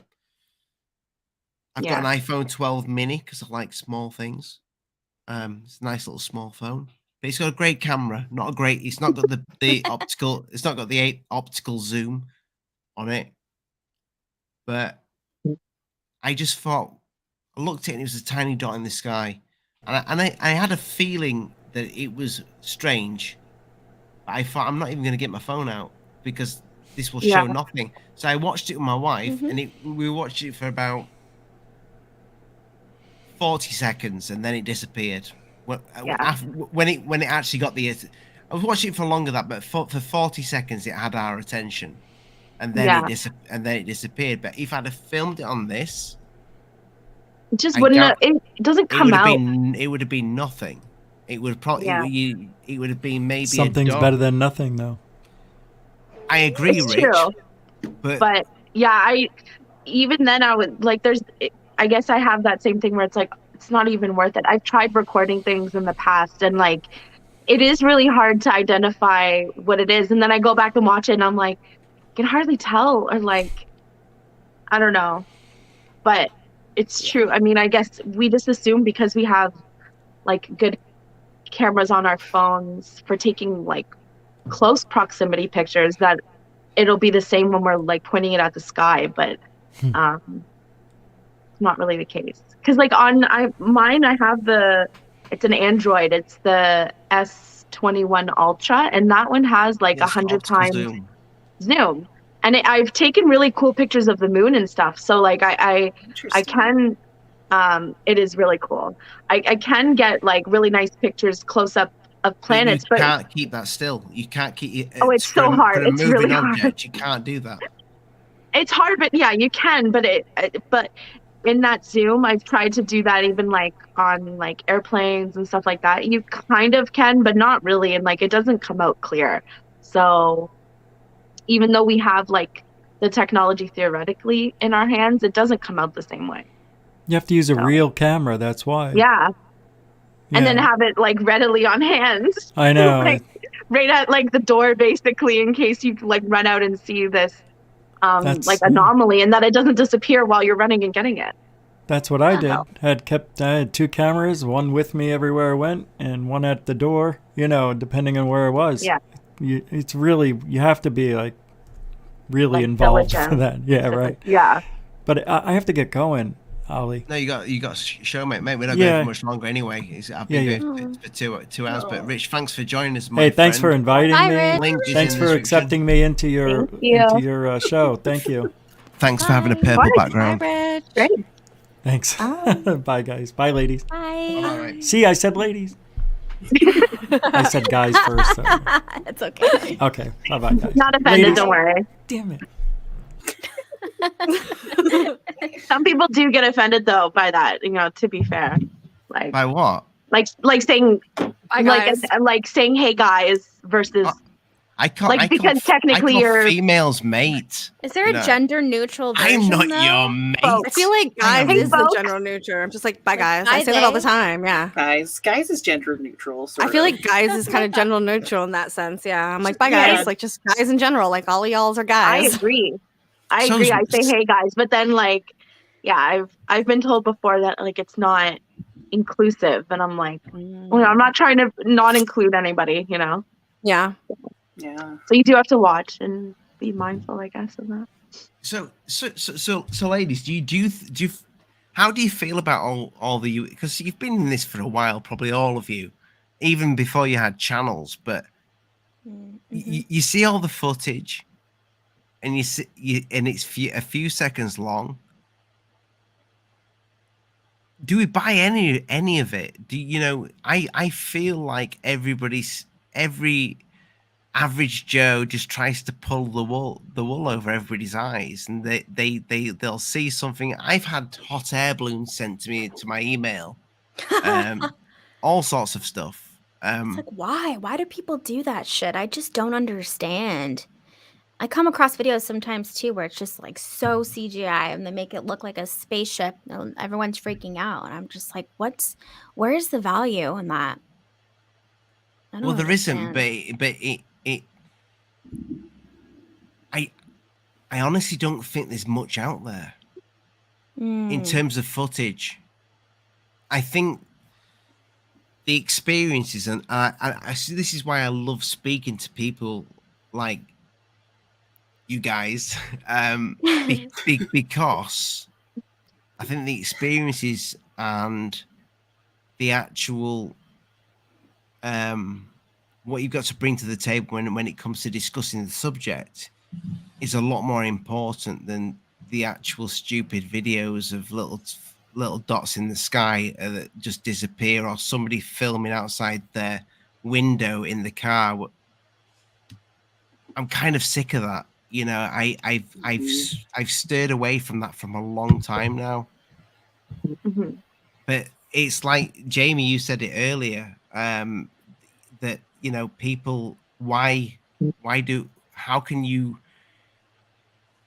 I think you were saying, how can you disprove somebody's experience? You really can't, because you've not been in those shoes. It's whether you trust somebody. That's the question.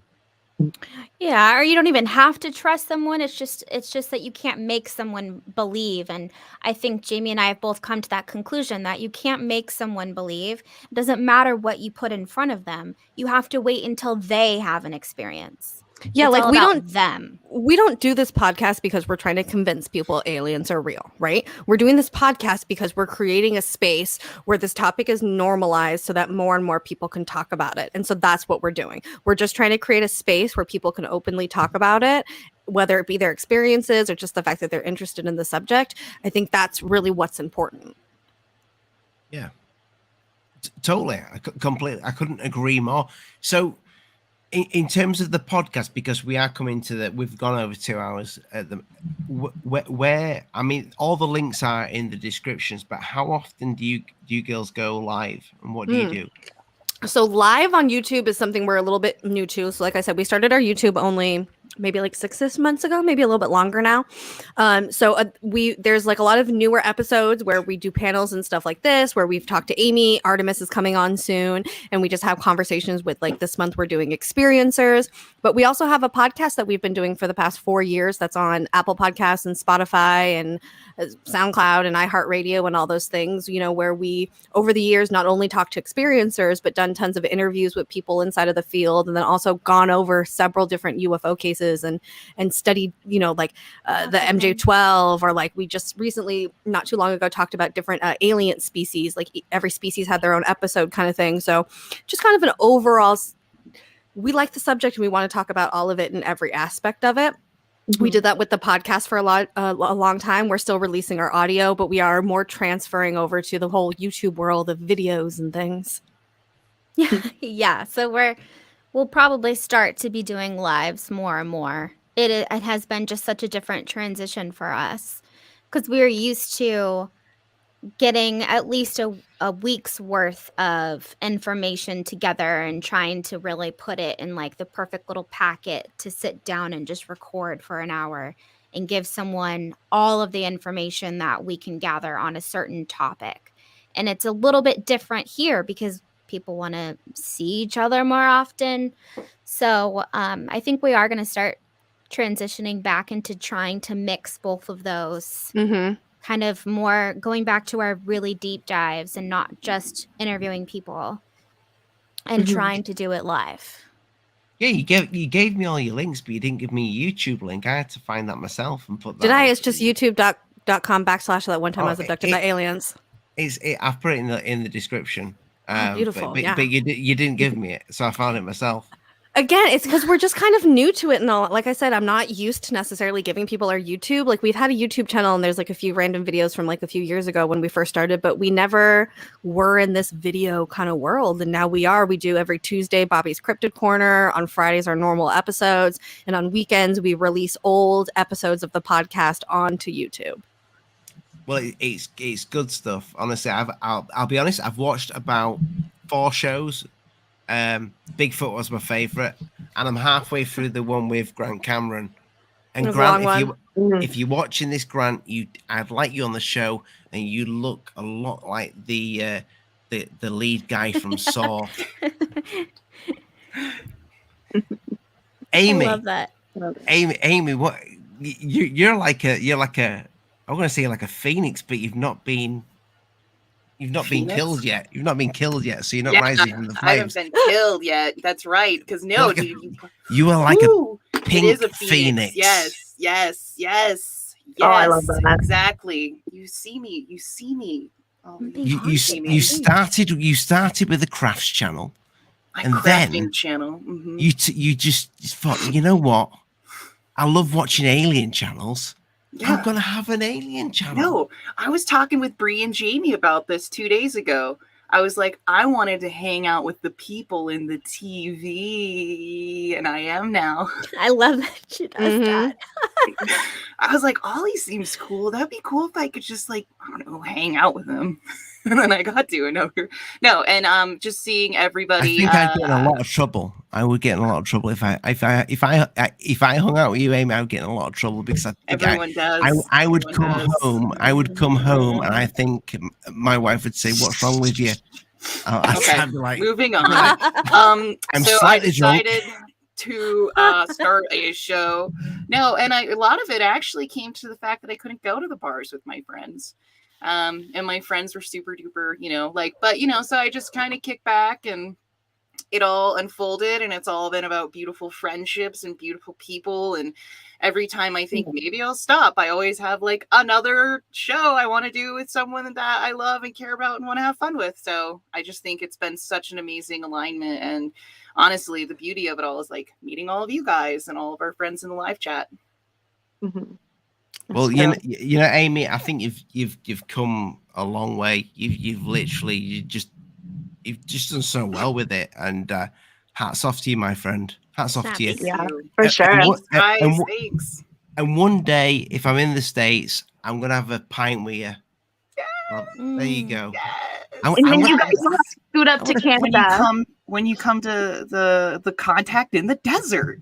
There you go. Oh yeah, and Contact in the who Desert is the one. Nick Pope, the Nacho Stealer. Yeah, exactly. we're gonna get nachos. I'll We're have gonna some- make I'll sure have he some gives drinks for us Nick. nachos. Or I'm gives curious if free people are nachos. open to start going back to conferences and stuff like that in person. Definitely. definitely. I'm ready. 100%. I'm every Because day. I'm at the I Contact hear- in the Desert website. Like, I what's was like, happening? I was like, I hear Contact in the Desert is going to be in person in 2020, Yes, 2022. yes. Is there anybody in here that can confirm that? No, I didn't. Confirm. I have heard that. I thought maybe That's because I maybe kept it's by talking you about though. it. Maybe it was you, Jamie, who told me. I was like, I'm trying to think of who told me that. I'm asking because Bree works for Contact in the Desert, and so, hey Bree, is it going to be in person? Do we have confirmation yet, or is it still we don't know? It's in person, cannot right? affirm nor deny. Okay, she can't confirm or deny. All right, we'll leave it there. That's why I'm trying to get a feel for the people if they're They're interested. Bree, you work with Contacts in the Desert. That's my day job. Mm-hmm. That's all I Oh do my- is UFOs. And that's new. Nice. It's new. She quit her real job. June Good of for this you. year? June of this year, started working for him. Mm-hmm. That's awesome, so Bree. cool. Congratulations. Thank you. I've always wanted to work for Contact. So you'd be able to Since I- grab my ginger beard and bring it over to America and put it in the desert. Let's go. Let's do And that. maybe Let's you go to can, the desert, talk to you the people guys. in person and interview those people that you want There's to. no desert. And- No- And then Nick could eat your nachos. Oh, that sounds a bit. Yeah, I was like, wow. Wow. Now that's Contact After Dark. Right now?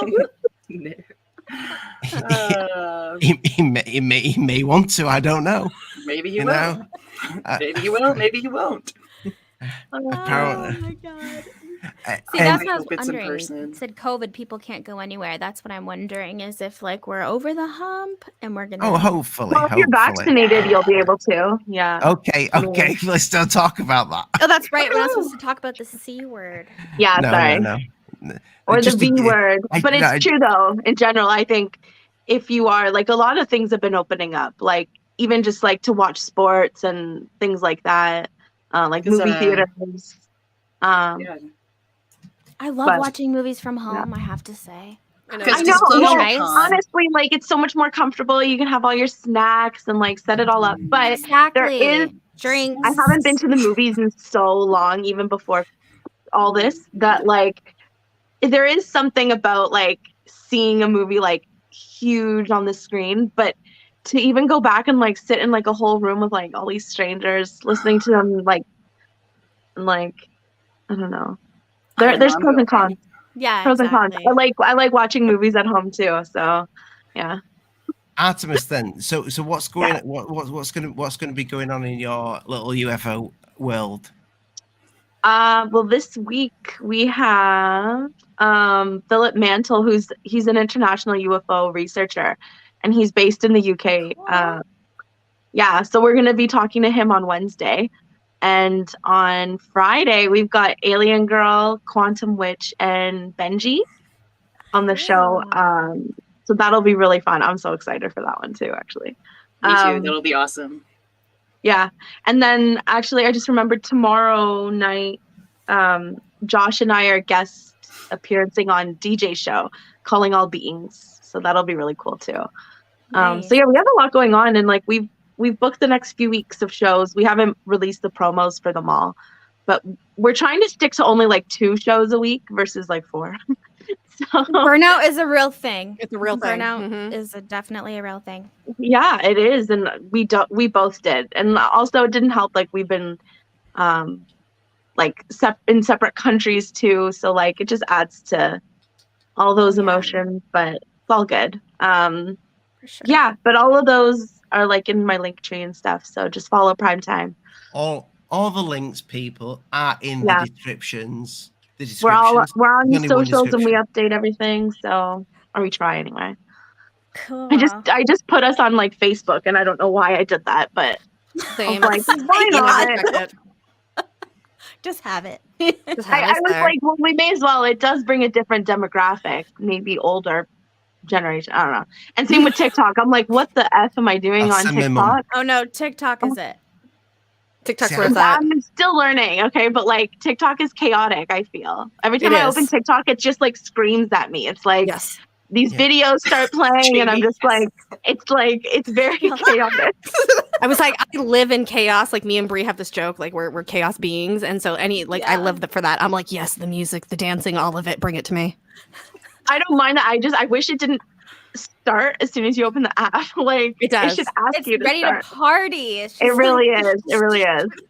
Yeah, it's funny, but you know, we're trying to branch out onto different social medias. It's just better exposure, different demographic. Like TikTok's like the younger generation, so it's important, and like they're the ones who are gonna, you know, bring this topic even further. So, you know, trying to be mindful of that. I make jokes about it, and now I'm like 30 now, so I don't know if I should be doing that. But it's like, it is important for sure. So Yes. yeah, but yeah, so we have a lot coming up. So just follow Primetime on all the socials.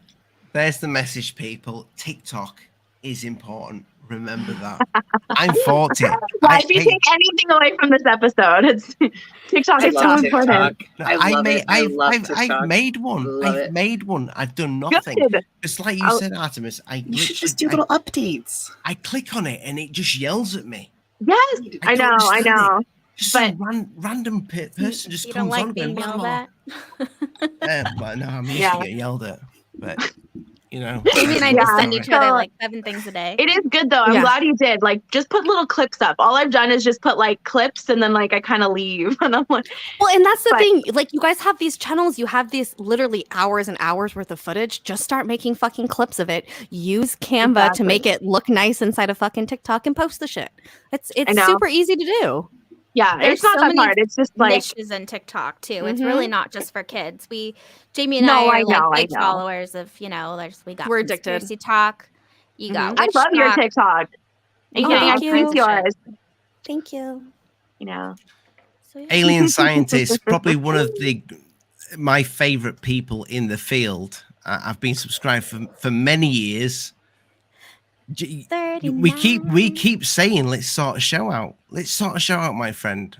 Message me. We'll sort a show out. Jeremy was in the chat asking if we met him in 2019. Yes, we did. You have one of our business cards. We handed them out to every person we met at Alien Con because we are con people. And if you've ever been to a UFO conference, I can guarantee you we've probably handed you a one time I was abducted business card and or sticker. Or a lanyard. Or lanyards, or a with our lighter. sticker on it. Because we always have swag everywhere we go. We got throwing the swag. Mm-hmm. That one time I was abducted The lanyards. swag. love Speaking of swag, people, don't forget Spread the cult. you can support the channel. Buy yourself a t-shirt. Bob and Jeremy did. Yeah. Oh, beautiful. nice I love of it. I them. love it. Gorgeous. Yeah. I love that. Oh my god. They're my biggest fans. Can you know, make one for Jamie and I? They, like they, that? they, Yeah, can you get us in your t-shirts, please? Put a little Photoshop us on there. I've not photoshopped that. What are you trying to say? Oh, Well, you Okay. can just do it You for trying to hours. You could just do it for hours. can you also say, can you Photoshop us on there wearing them? I don't Photoshop any. Even your favorite man, Mr. Gray, I don't Photoshop this. That's Great, definitely once- not Photoshopped. No, that looks just like him. Identical. That is pro work. That is perfectly. Bigfoot Greer.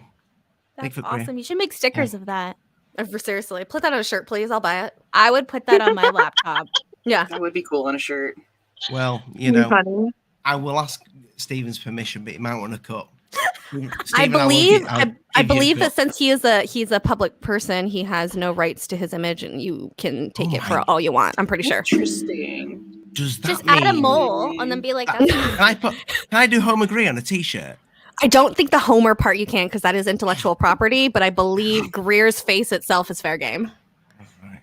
That's Need good to look- I need to look at this. know. Mhm. But Any anyway, public we're all person, fair yep. game. Oh, Oh, any public persona, yes, your image is not considered your own because you are public. You ladies have scary. been absolutely awesome, and make sure everybody in the chat go hit the links, go subscribe, go support these channels, because it's the small channels that are going to make a difference in this community. It's not the big ones, it's the small ones, because you know why? Because we don't give a shit. We will literally speak our minds. But people, No I'm fucks. ladies, no fucks to give. No fucks None. given. No None. fucks. I'm going to drop you down below, and I'm going to come say goodbye in a moment. If you would carry me that comment. Thank you. Yeah, thank you for having us on. Thank you, Very Ollie. welcome. You guys are all awesome. Artemis, tell Josh before he goes back, I'll meet him in Leeds for a pint. It would have to be this week. Oh God, I'm working all week, but I'll try my best. Take a lunch break. Are you near Manchester at all? Am I near Manchester? At all? Yeah. Or no? Yeah. I'm nearish. He will be this weekend. He's staying there 2 nights in order to come back to Canada. So I maybe get in trouble when I go to Manchester. Well, don't get Josh in trouble. Oh, no. No, but maybe you guys can arrange it. Who knows? But yeah, he is coming back Sunday, so limited time. Oh yeah, no, that's not going to happen then because I'm working all week. You guys will just have to do it virtually, I guess, but that's not as. Maybe when I'm in this. Or I was going to say, you come to Canada. We're in Toronto. My wife has a Canadian passport. Really? Yeah, my wife's from Ecuador, but she was born in Canada. I think I'm going to go to Canada. Yeah. Yeah, Go check out please, Canada everybody and come. visit Artemis. That would be so cool, honestly. I'm coming. I'll stay there for about 3 months. I hope you don't mind. I'll bring the family, the children, all of them, and my mum and dad. Well, I already have 2 little girls here, so that will be a really chaotic house. Lady. But fun, yeah, sure. Artemis, I'm going to drop you down. Thank you for joining us, my friend. And Bree, thank you for coming on the show. Thank you. Even It's been though awesome. you work for the Illuminati, obviously. But Yes, I do, but it's okay. I live a double life. it's very what's the word I'm looking for that room? Is it Sven? Yeah. Whatever. Wow. It's these are my favorite though. Oh yeah, it's from Aren't these skulls. so cool. Those are cool. Oh, They're they're little great. succulents inside of little skeletons, and they're It's all like their doing like different hair. yoga poses and stuff. Oh, Cute. I got delicious. things. Tchotchkes, that's what Jamie says. Tchotchkes, exactly. Tchotchkes. Well, I hope you'll all come back on the channel, Bree. Absolutely. I am gonna drop you down. Goodbye, everybody. I love you all. Bye, Bree. Bye, baby. And Jamie, thank you. Very Absolutely. interesting to hear your story, and you've got some what's the word I'm looking for? You're like a warrior. Yeah, I don't, you know what? I lived my life being quiet and I grew up and said, not anymore. I'm going to say whatever the fuck I want, whenever the fuck I want. And I give no fucks and I live life very happily that way. There you go. Keep giving no fucks. Thank you for Absolutely. coming on the show. Thank you for having us. Bye, Jamie. And Alien Girl, thank you for introducing me to all these lovely ladies, even though Artemis has been around for a long time. But I actually think I saw Artemis for the first time in person on your channel. But you've been awesome, my friend, and keep doing what you're doing because you're doing a great job. Thanks, man. Thanks for letting me come on. I always have fun hanging out with you guys, and I'm glad we got to like mesh the friendship because we got Rich hanging out with the girls. This was good. This was really good. I enjoyed it a lot. Thanks you for letting me coming come on, mate. on. Yeah, thanks. Go, guys. Go. Oh, I've brought Jamie. Hey, Jamie. Jamie's back. I'm back. Bye. Shows. Wait. Guys, make sure you go check out all the links below in the description, even my sexy t-shirt, because you know I've got 5 kids to feed, but that is a sexy t-shirt. That's one of my favorites.